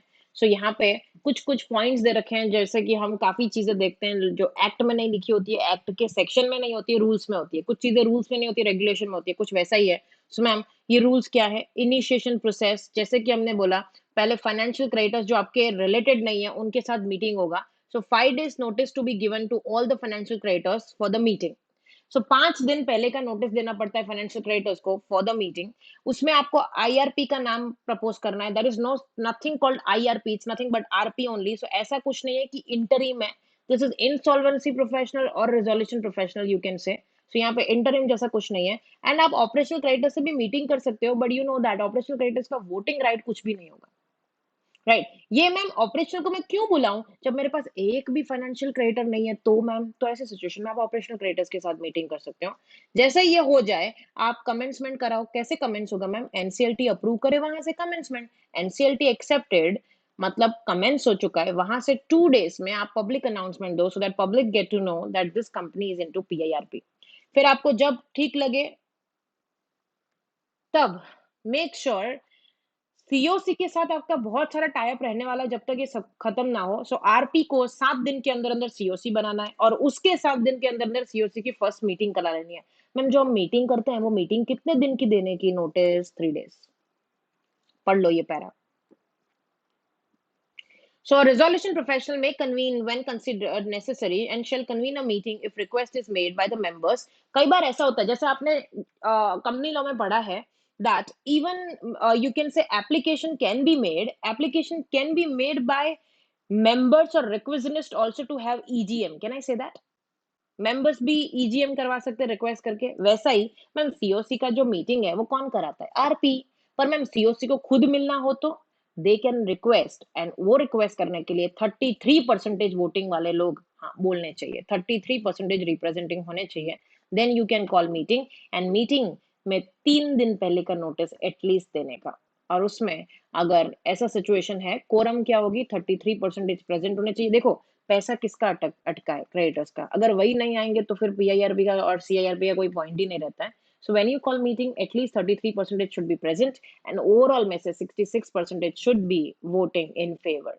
Check, check this para.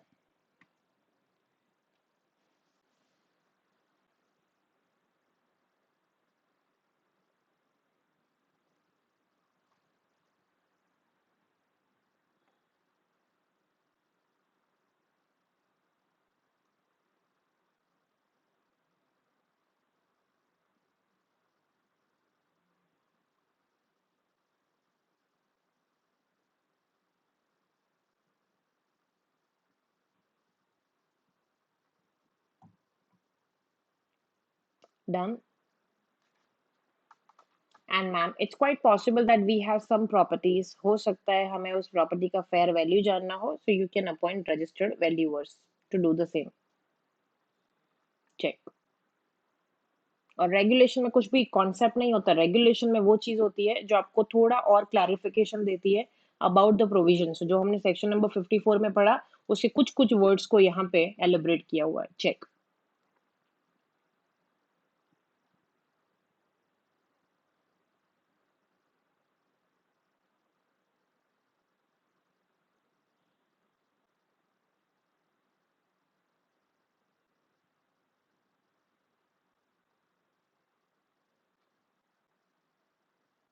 Done. And ma'am, information memorandum मतलब ये ऐसा डॉक्यूमेंट है, document prepared by RP, and ये उस एमएसएमई मतलब वो कॉर्पोरेट डेटा की पूरी फाइनेंशियल इंफॉर्मेशन है, ताकि ये इंफॉर्मेशन पढ़ने के बाद कोई भी डिसाइड कर पाएगा कि मुझे इस कंपनी को ऑफर देना है, कोई प्लान देना भी है कि नहीं। So this information memorandum is something which is including every confidential information. And जो भी इंसान इस पर्टिकुलर इंफॉर्मेशन को एक्सेस करना चाहेगा, हम उससे एक डॉक्यूमेंट साइन कराएंगे जिसको हम बोलते हैं NDA, non disclosure agreement, confidentiality agreement. So ये एक अग्रीमेंट साइन करने के बाद ही हम उनको एंट्री देंगे। So for example, Bhushan steel में अगर टाटा स्टील इंटरेस्टेड है तो टाटा स्टील पहले भूषण स्टील की डिटेल्स मांगेगा। वो डिटेल्स टाटा को देने से पहले टाटा के जो भी पर्सन इसको एक्सेस करने वाले उससे हम एनडीए साइन करवाएंगे। चेक। एंड फिर हम पब्लिक को इनवाइट करेंगे, whosoever is interested to send the plans।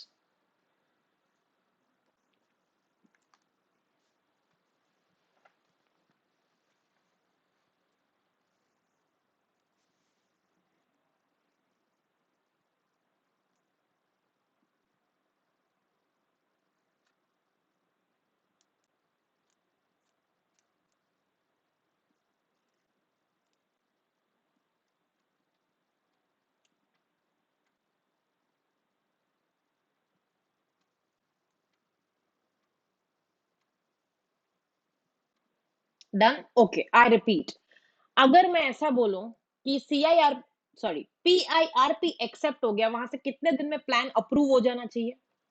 Plan approve करके एनसीएलटी को कितने दिन में देना है अपने को? This question I have asked may be 50 times already.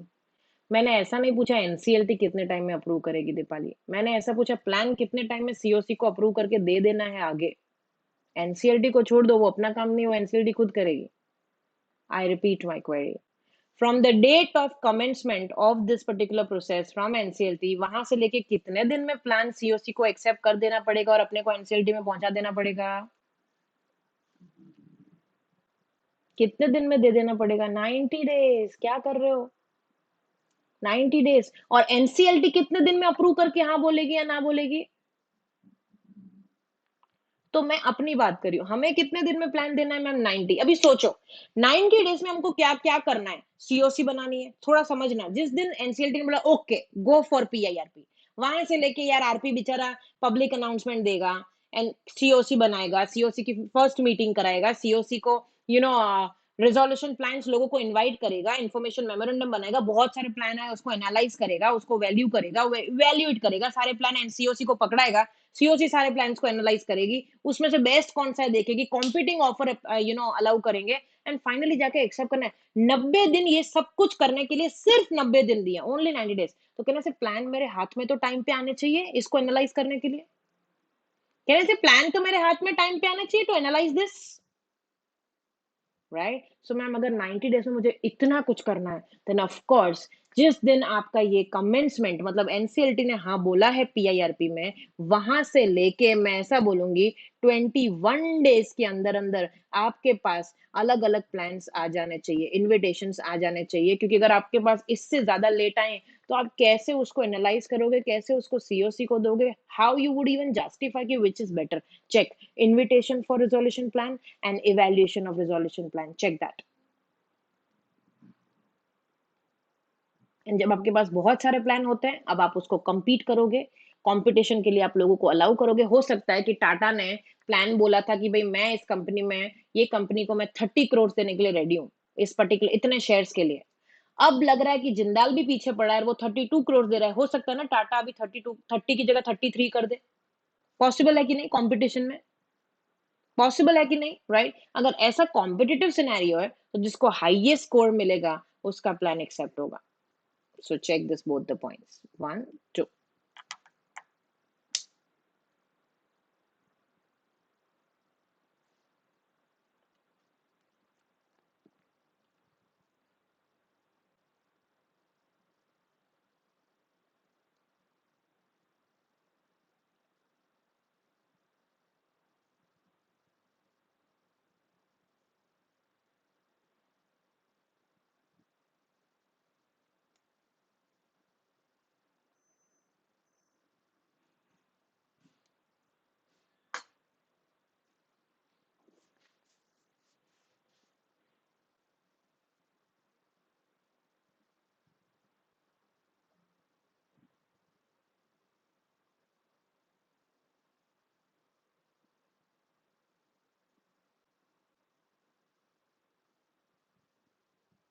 Are we done?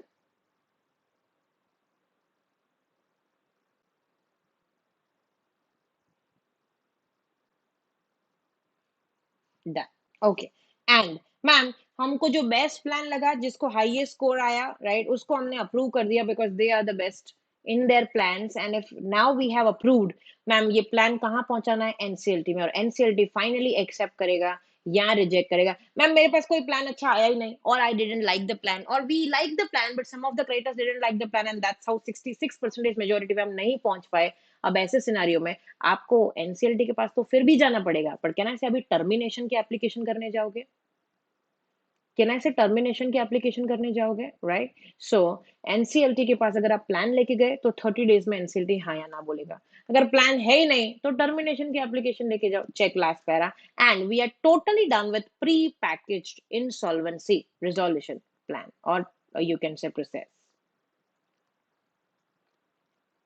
So 5 to 6 pages in total, 4 pages उसके और 1 pages regulations का, टोटल 5 पेज में आपको पीआईआरपी दे रखा है।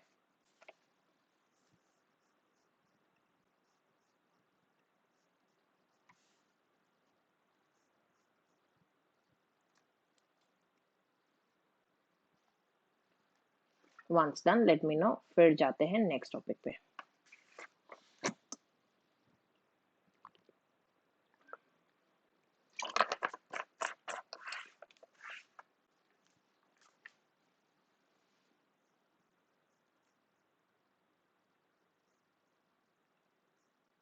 Okay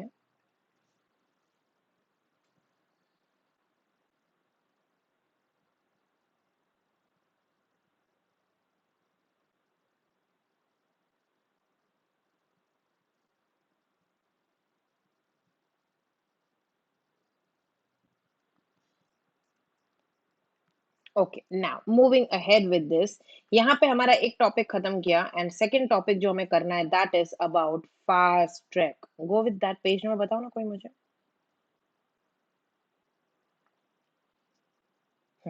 fast track resolution process. अब मैं आपसे एक क्वेश्चन पूछना चाहूंगी, कैन आई से आप लोगों ने फास्ट ट्रैक कॉम्प्रोमाइज अरेंजमेंट किया है, I mean merger amalgamation in company law?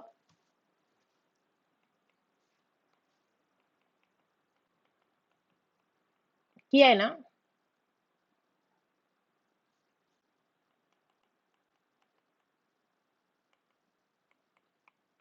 आप लोगों ने कॉम्प्रोमाइज अरेंजमेंट चैप्टर पढ़ा, यस और नो, इन कंपनी लॉ?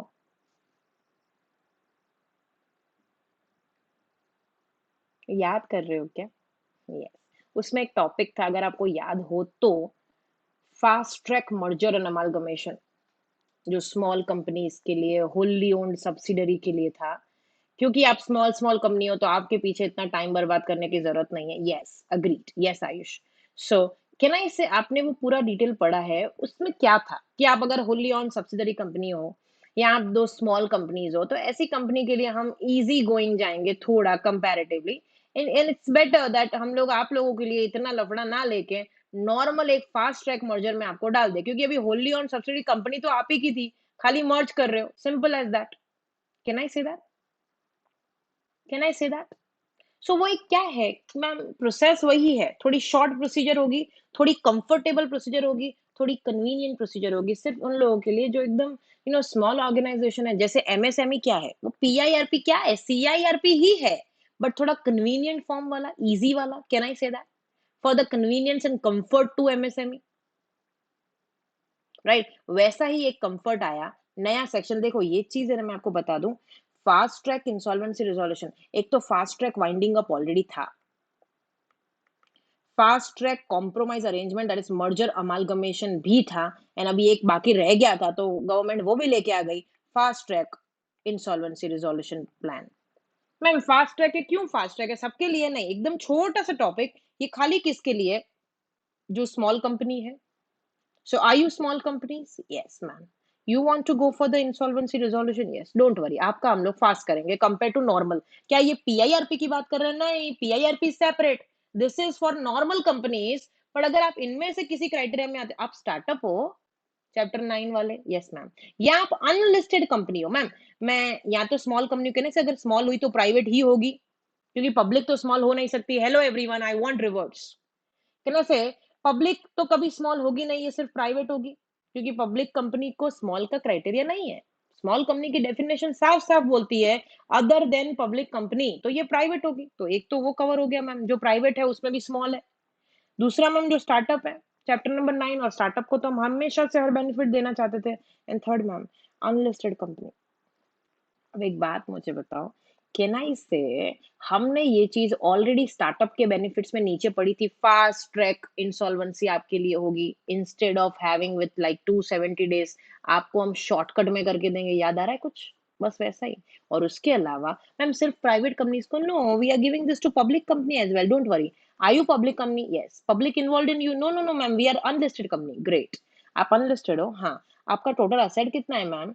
सो हम जिस ईयर में ये रिपोर्ट करने जा रहे हैं that we want to go for insolvency resolution, उसके इमीडिएटली प्रीसीडिंग फाइनेंशियल ईयर में हमारी जो असेट्स हैं टोटल, वो 1 करोड़ से एक्सीड नहीं होती, नॉट एक्सीडिंग ₹1 करोड़। तो सोचो, 1 करोड़ से ज्यादा असेट ही नहीं है, तो कितनी छोटी पब्लिक कंपनी हुई। Can I say that? Can I say that? Yes. So basically अगर मैं प्राइवेट कंपनी हूं एंड मैं स्मॉल भी हूँ, तो कहने से मेरे पास हमेशा दो ऑप्शन होंगे, एक फास्ट ट्रैक एंड दूसरा CIRP। Can I say that? मेरे पास दो ऑप्शन होंगे, आपको जो जाना है। अभी ऑफ कोर्स यार फास्ट ट्रैक में जाओ, बेनिफिट मिल रहा है तो लेने का। मैम, क्या टाइम लिमिट होता है फास्ट ट्रैक का? जो फास्ट ट्रैक का टाइम है वो 270 डेज नहीं, 330 डेज नहीं, सीधा 90 डेज है। तो जो 180 डेज फिर एक्सटेंशन करके 270, इधर आधा टाइम है मैम। नॉर्मल 180 था, फिर अगर आप एक्सटेंड करके 90 दिन एक्सटेंड कराते हो तो 270, और कोई कोर्ट वोट में केस वेस चल गया तो 330 तक जाता है नॉर्मल CIRP। यहाँ पे नहीं है, यहाँ पे सिर्फ कितना टाइम जाएगा? 90 days. Check, check both the points. Just a second. Hmm.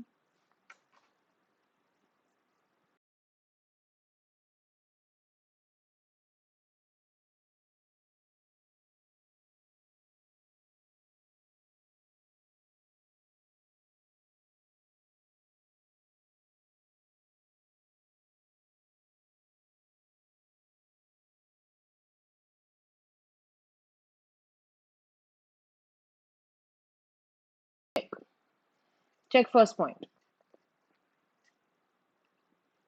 Second point you can check, यहाँ पे जो एप्लीकेशन फाइल होगी by resolution professional to adjudicating authority for extending the time beyond 90 days if authorised by the creditors and supported by 75 percentage, and the adjudicating authority may extend the period but not exceeding 45 days. अभी थोड़ा समझना, कहना से CIRP 180 days में normal, और अगर creditors हाँ बोलते हैं तो एक्सटेंशन होके 90 कम्स टू 270। एंड मैम यही चीज फास्ट ट्रैक IRP है, तो ma'am 90 plus 45, so total comes to, आप देख लो जो भी टोटल आ रहा है कितना आएगा, 135। आधा हो गया ना टाइम आपका, आधा हो गया ना टाइम। चेक। एंड आपको एक्सटेंशन कराना है, कराओ, पर एक्सटेंशन एक ही बार मिलेगा। ये पॉइंट मैंने तभी भी आपको सिखाया था। तो कहना इसे एक्सटेंशन अगर आपको पहली बार में 45 डेज का मिल गया तो ग्रेट मैम, एक्सटेंशन सिर्फ 20 दिन का मिला है, क्या दूसरी बार 25 दिन और का एक्सटेंशन मांग सकते हो कि मैम 45 मिल सकता है? देखो 20 ही लिया ना, 25 मोर पॉसिबल? नो, एक्सटेंशन सिर्फ एक ही बार मिलता है। चेक। मैम, कैसे ये फास्ट ट्रैक इंसॉल्वेंसी रिजोल्यूशन होता है? So you can see, you have to give the proof of existence of default, जो इंफॉर्मेशन यूटिलिटी के पास अवेलेबल होगा, एंड सच अदर इंफॉर्मेशन जो भी आपसे मांगी जाए आप दो। And as per the normal procedure, आपका जो प्रोसीजर होगा वो वैसा का वैसा होगा। फर्क सिर्फ इतना है, वो फास्ट ट्रैक है इसलिए आपको 180 नहीं 90 डेज में, बाकी प्रोसीजर सेम CIRP वाली है, नो चेंज। बाकी कोई भी चेंज नहीं, बाकी एज इट इज जाएगा। मैम इतना ही फास्ट ट्रैक के लिए, तो मैम फास्ट ट्रैक के लिए हमको एग्जाम में क्या पूछ सकते हैं? सबसे ज्यादा पूछने का चांस ये, who are the entities which are eligible to go for fast track. Check. Getting my point everyone? Getting this? So आपके लिए 3 to 5 मार्क्स का क्वेश्चन ये हो सकता है, who are eligible to go for fast track? Small companies, startup companies and unlisted companies जिनका immediately preceding financial year का जो टोटल असेट है वो नॉट एक्सीडिंग 1 crore है। Are we all clear with this?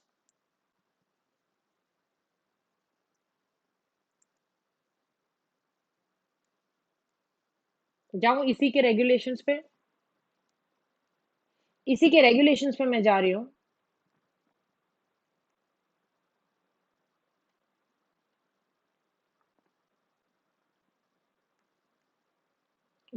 Here, so regulations आप देख सकते हो इसी के दे रखे हैं 485 पे।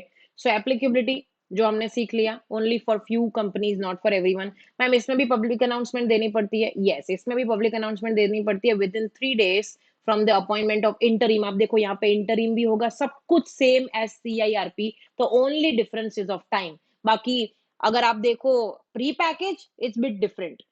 CIRP एंड फास्ट ट्रैक में कोई डिफरेंस नहीं है, फास्ट ट्रैक में सिर्फ टाइम का डिफरेंस है। देन मैम वेरिफिकेशन ऑफ क्लेम्स, यहाँ पे क्लेम्स जो वेरीफाई होंगे वो again 7 days।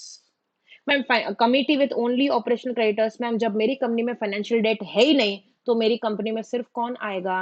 Operational creditors. And you can check, अगर मेरे यहाँ पे कोई भी फाइनेंशियल नहीं है तो मुझे 18 लार्जेस्ट ऑपरेशनल क्रेडिटर्स को इन्वाइट करना है, और वर्कमैन का कोई एक रिप्रेजेंटेटिव एंड एम्प्लॉयज का कोई एक representative. If you don't have financial creditors, ma'am if I have financial creditors तो फिर ऑपरेशन की बात ही नहीं आती है। सीओसी सिर्फ ऑपरेशनल क्रेडिटर्स से बनती है, पर मैम मेरे यहाँ पे सारे के सारे credit, sorry my mistake, COC सिर्फ फाइनेंशियल क्रेडिटर से बनती है। बट मैम कई बार ऐसा होता है कि कंपनी में फाइनेंशियल क्रेडिटर है ही नहीं, कोई बैंक लोन नहीं है, कुछ भी नहीं है, जो है वो ऑपरेशनल है और उसे उन्होंने कंप्लेंट की है ma'am. So in that scenario operational creditors का ही कमिटी बनाना पड़ेगा, because you don't have any other option. Ma'am filings सारी कौन करेगा? आईआरपी। मैम कितने दिन में करना है? 21 डेज। अबाउट व्हाट कि मैंने सीओसी बना दिया और सीओसी आईआरपी बनेगा, क्या ना? से वही सीओसी ये डिसाइड करेगा कि आईआरपी को आरपी बनाना है कि नहीं। Can I say that?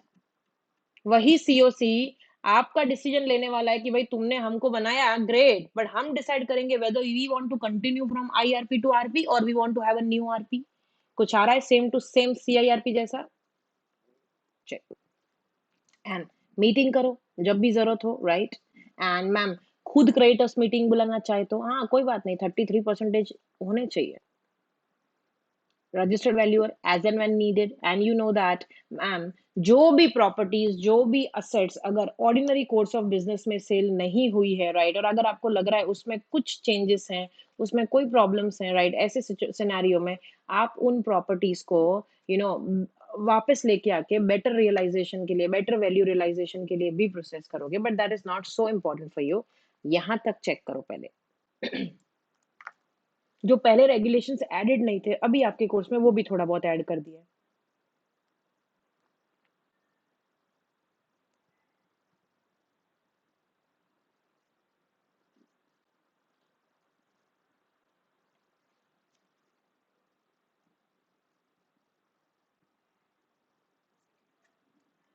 So IRP and RP जो है वो ऑर्डिनरी कोर्स ऑफ बिजनेस को चालू रखेंगे, क्योंकि हमारा इंटेंशन कभी कंपनी बंद करना होता तो हम इसमें नहीं जाते, वाइंडिंग अप में जाते।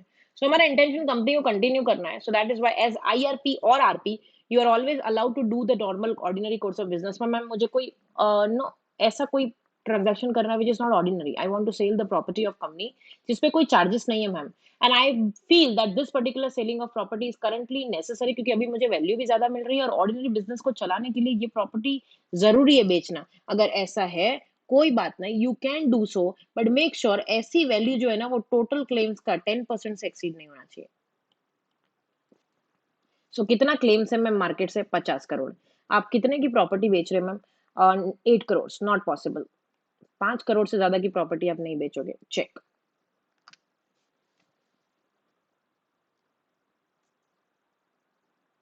उसके बाद के सारे पॉइंट सेम जो हमने प्री पैकेज में भी किए। इंफॉर्मेशन मेमोरेंडम बनाना पड़ता है, पब्लिक को इनवाइट करो for giving some RA, that is plan. RA plan देगा, प्लान सीओसी के पास लेके जाओ, सीओसी 66% हाँ बोले, एनसीएलटी के पास लेके जाओ।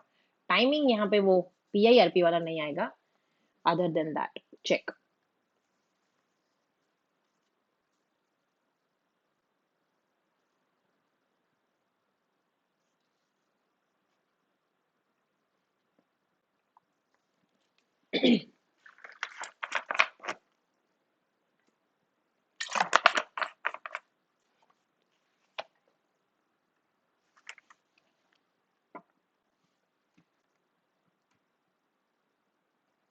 यहाँ से आगे आप खुद पढ़ सकते हो, आप बाद में भी चेक कर सकते हो, fully up to you, because this is not something new.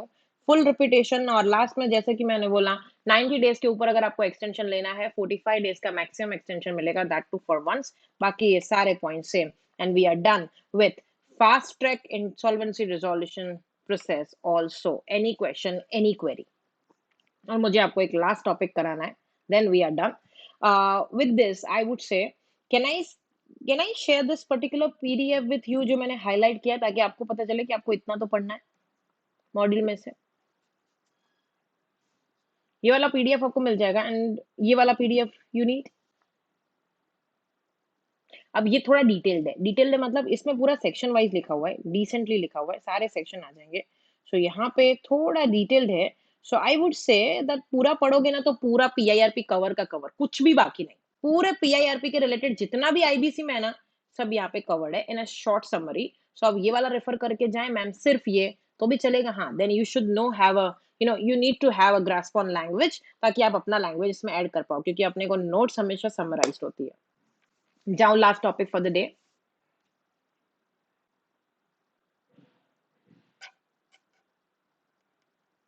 So ma'am इसके अलावा ऐसा जिसमें से कुछ और नहीं करना है, नहीं। अगर आप रेगुलेशंस रेफर करना चाहो तो हमेशा रेगुलेशन को सिर्फ तब रेफर करने का जब आपने टॉपिक रेफर किया। Did you see what I did? I went with pre package insolvency का प्रोसेस फुल सेक्शन प्रोविजंस किया, उसके बाद हम उसके रेगुलेशंस पे आए, क्योंकि रेगुलेशन तो प्रोविजन का ही एक्सटेंशन है, राइट? वो प्रोविजन को थोड़ा और डिटेल में बता रहा है कि भाई ये करना था पर कितने दिन में करना था, वैसा। सो द थिंग इज अभी आपकी बुक में काफी हद तक रेगुलेशंस ऐड किए हैं, जैसे कि फास्ट ट्रैक का जो हमने अभी किया, प्री पैकेज इंसॉल्वेंसी का किया, राइट? एक दो और रेगुलेशन ऐड किए, so that you can read only after topic. Ma'am इसमें से बाकी कुछ भी नहीं करना है, नहीं, बाकी सब कुछ आपके प्रोविंस मटेरियल में ऑलरेडी है, ये दोनों एडिशन हुआ है, that is why we are dealing for you, right? And इसके अलावा this topic, just a second, या इस पे आओ, page number 490।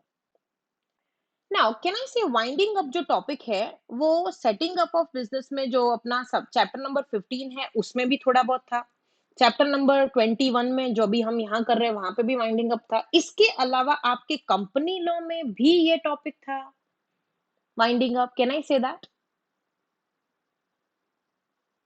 Can I say that आपका वो जो चैप्टर है ना जिसमें operation mismanagement, compromise arrangement, winding up and register value, और ये चारों टॉपिक कंबाइंड एक चैप्टर में दे रखा है। सो वाइंडिंग अप आपने कंपनी लॉ में भी पढ़ा, paper 2 and paper 3 as well. So institute really has to work on some similar topics coming in the both books, उसको कहीं ना कहीं एक बुक में डालने की जरूरत है।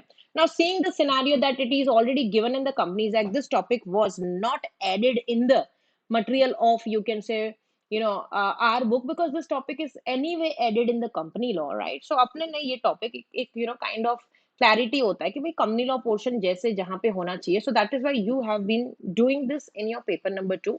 But because there can be a confusion, ma'am इसका एक क्वेश्चन अगर पेपर 3 में आया और मेरे पेपर 3 की बुक में से मैं उस दिन नहीं पढ़ के गई हूँ, तो सिर्फ एक topic, that is this one, एक नया टॉपिक जो मैं आपको ऐड करा रही हूँ। As such as I mention, this is not new addition, this was already there, but because it is paper 2 coverage 2, that is why हमने इसको यहाँ पे नहीं किया है, बट अभी एक टॉपिक है तो कर लेते हैं।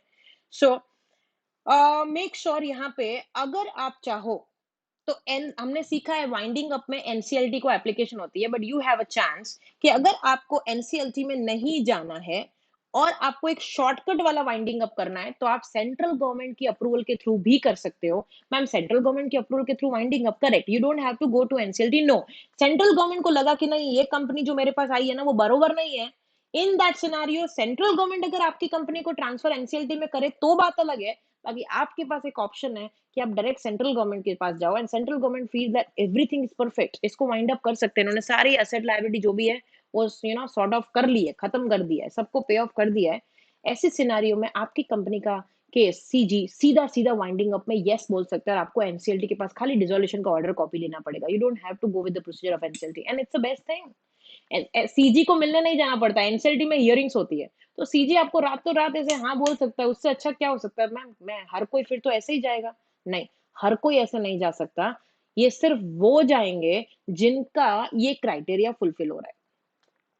तो जो कंपनीज डिपॉजिट एक्सेप्ट कर रही है, जिनकी टोटल आउटस्टैंडिंग डिपॉजिट सिर्फ 25 लाख तक है, जिनकी आउटस्टैंडिंग लोन सिर्फ 50 लाख तक है, जिनका टर्नओवर सिर्फ 50 करोड़ तक है एंड जिनकी पेड अप कैपिटल सिर्फ 1 करोड़ तक है, अगर आप इसमें से कोई भी क्राइटेरिया को क्रॉस नहीं कर रहे, then you have option to move to central government for the winding up and not to NCLT. Ma'am जरूरी है कि सेंट्रल गवर्नमेंट के पास जाना? मैंने पहले ही बोला ऑप्शन है, शॉर्टकट इज ऑलवेज ऑप्शन, आपके बोले लंबा रास्ता तो है ही, पर शॉर्टकट ये इन कंपनीज के लिए बना है जिसमें से एक भी ये क्राइटेरिया क्रॉस नहीं हो रहा है, then you can make sure that you have option कि मैं सेंट्रल गवर्नमेंट के पास जाऊं, राइट? सो जिनका book value of asset 1 crore तक है, सो अब वो companies are allowed to approach to central government for summary liquidation, जिसको बोलते हैं समरी लिक्विडेशन। देखो फास्ट ट्रैक वर्ड यूज नहीं किया क्योंकि फास्ट ट्रैक अगेन थोड़ा अलग हो जाएगा, सो इसको बोलते हैं summary liquidation only when they have a book value asset of rupees 1 crore। The provision of this relating to filing and audit of company liquidation account and disposing of assets shall be applicable to above class of companies with central government instead of NCLT. It lays down the process of meeting of creditors and contributories of the company and specifies the scenarios in which creditors cannot vote. So कहने का मतलब यहाँ पे आपको इसके लिए कुछ भी दिया है मैम? नहीं। ये पूरी प्रोसीजर कैसे वर्क करती है, कैसे प्रोसीजर है, कौन एप्लीकेशन करेगा, क्या डॉक्यूमेंट जाएंगे, कुछ भी नहीं। सिर्फ आपको एक न्यू रूल ऐड करके दिए थे जो 2020 में आए थे कि भाई ये समरी लिक्विडेशन करके हम नया कॉन्सेप्ट लेके आ रहे हैं. So it's a shortcut to liquidation only for this companies. This can be 3 to 5 marks question that winding up can be done through central government also, not always NCLT. ये वाला. So ये सिर्फ इतनी companies के लिए, not otherwise. And with this, what I'm supposed to add and deal with you, that is done totally. These are some of the topics newly added in the module. That's how we are doing it, right? And ये हुआ जून 2020 and of course December 2022 के लिए भी, but this is specifically video is made or live session is for the students who are giving June attempt. So यहाँ तक रखते हैं. This is from my side and all the very best for your exam.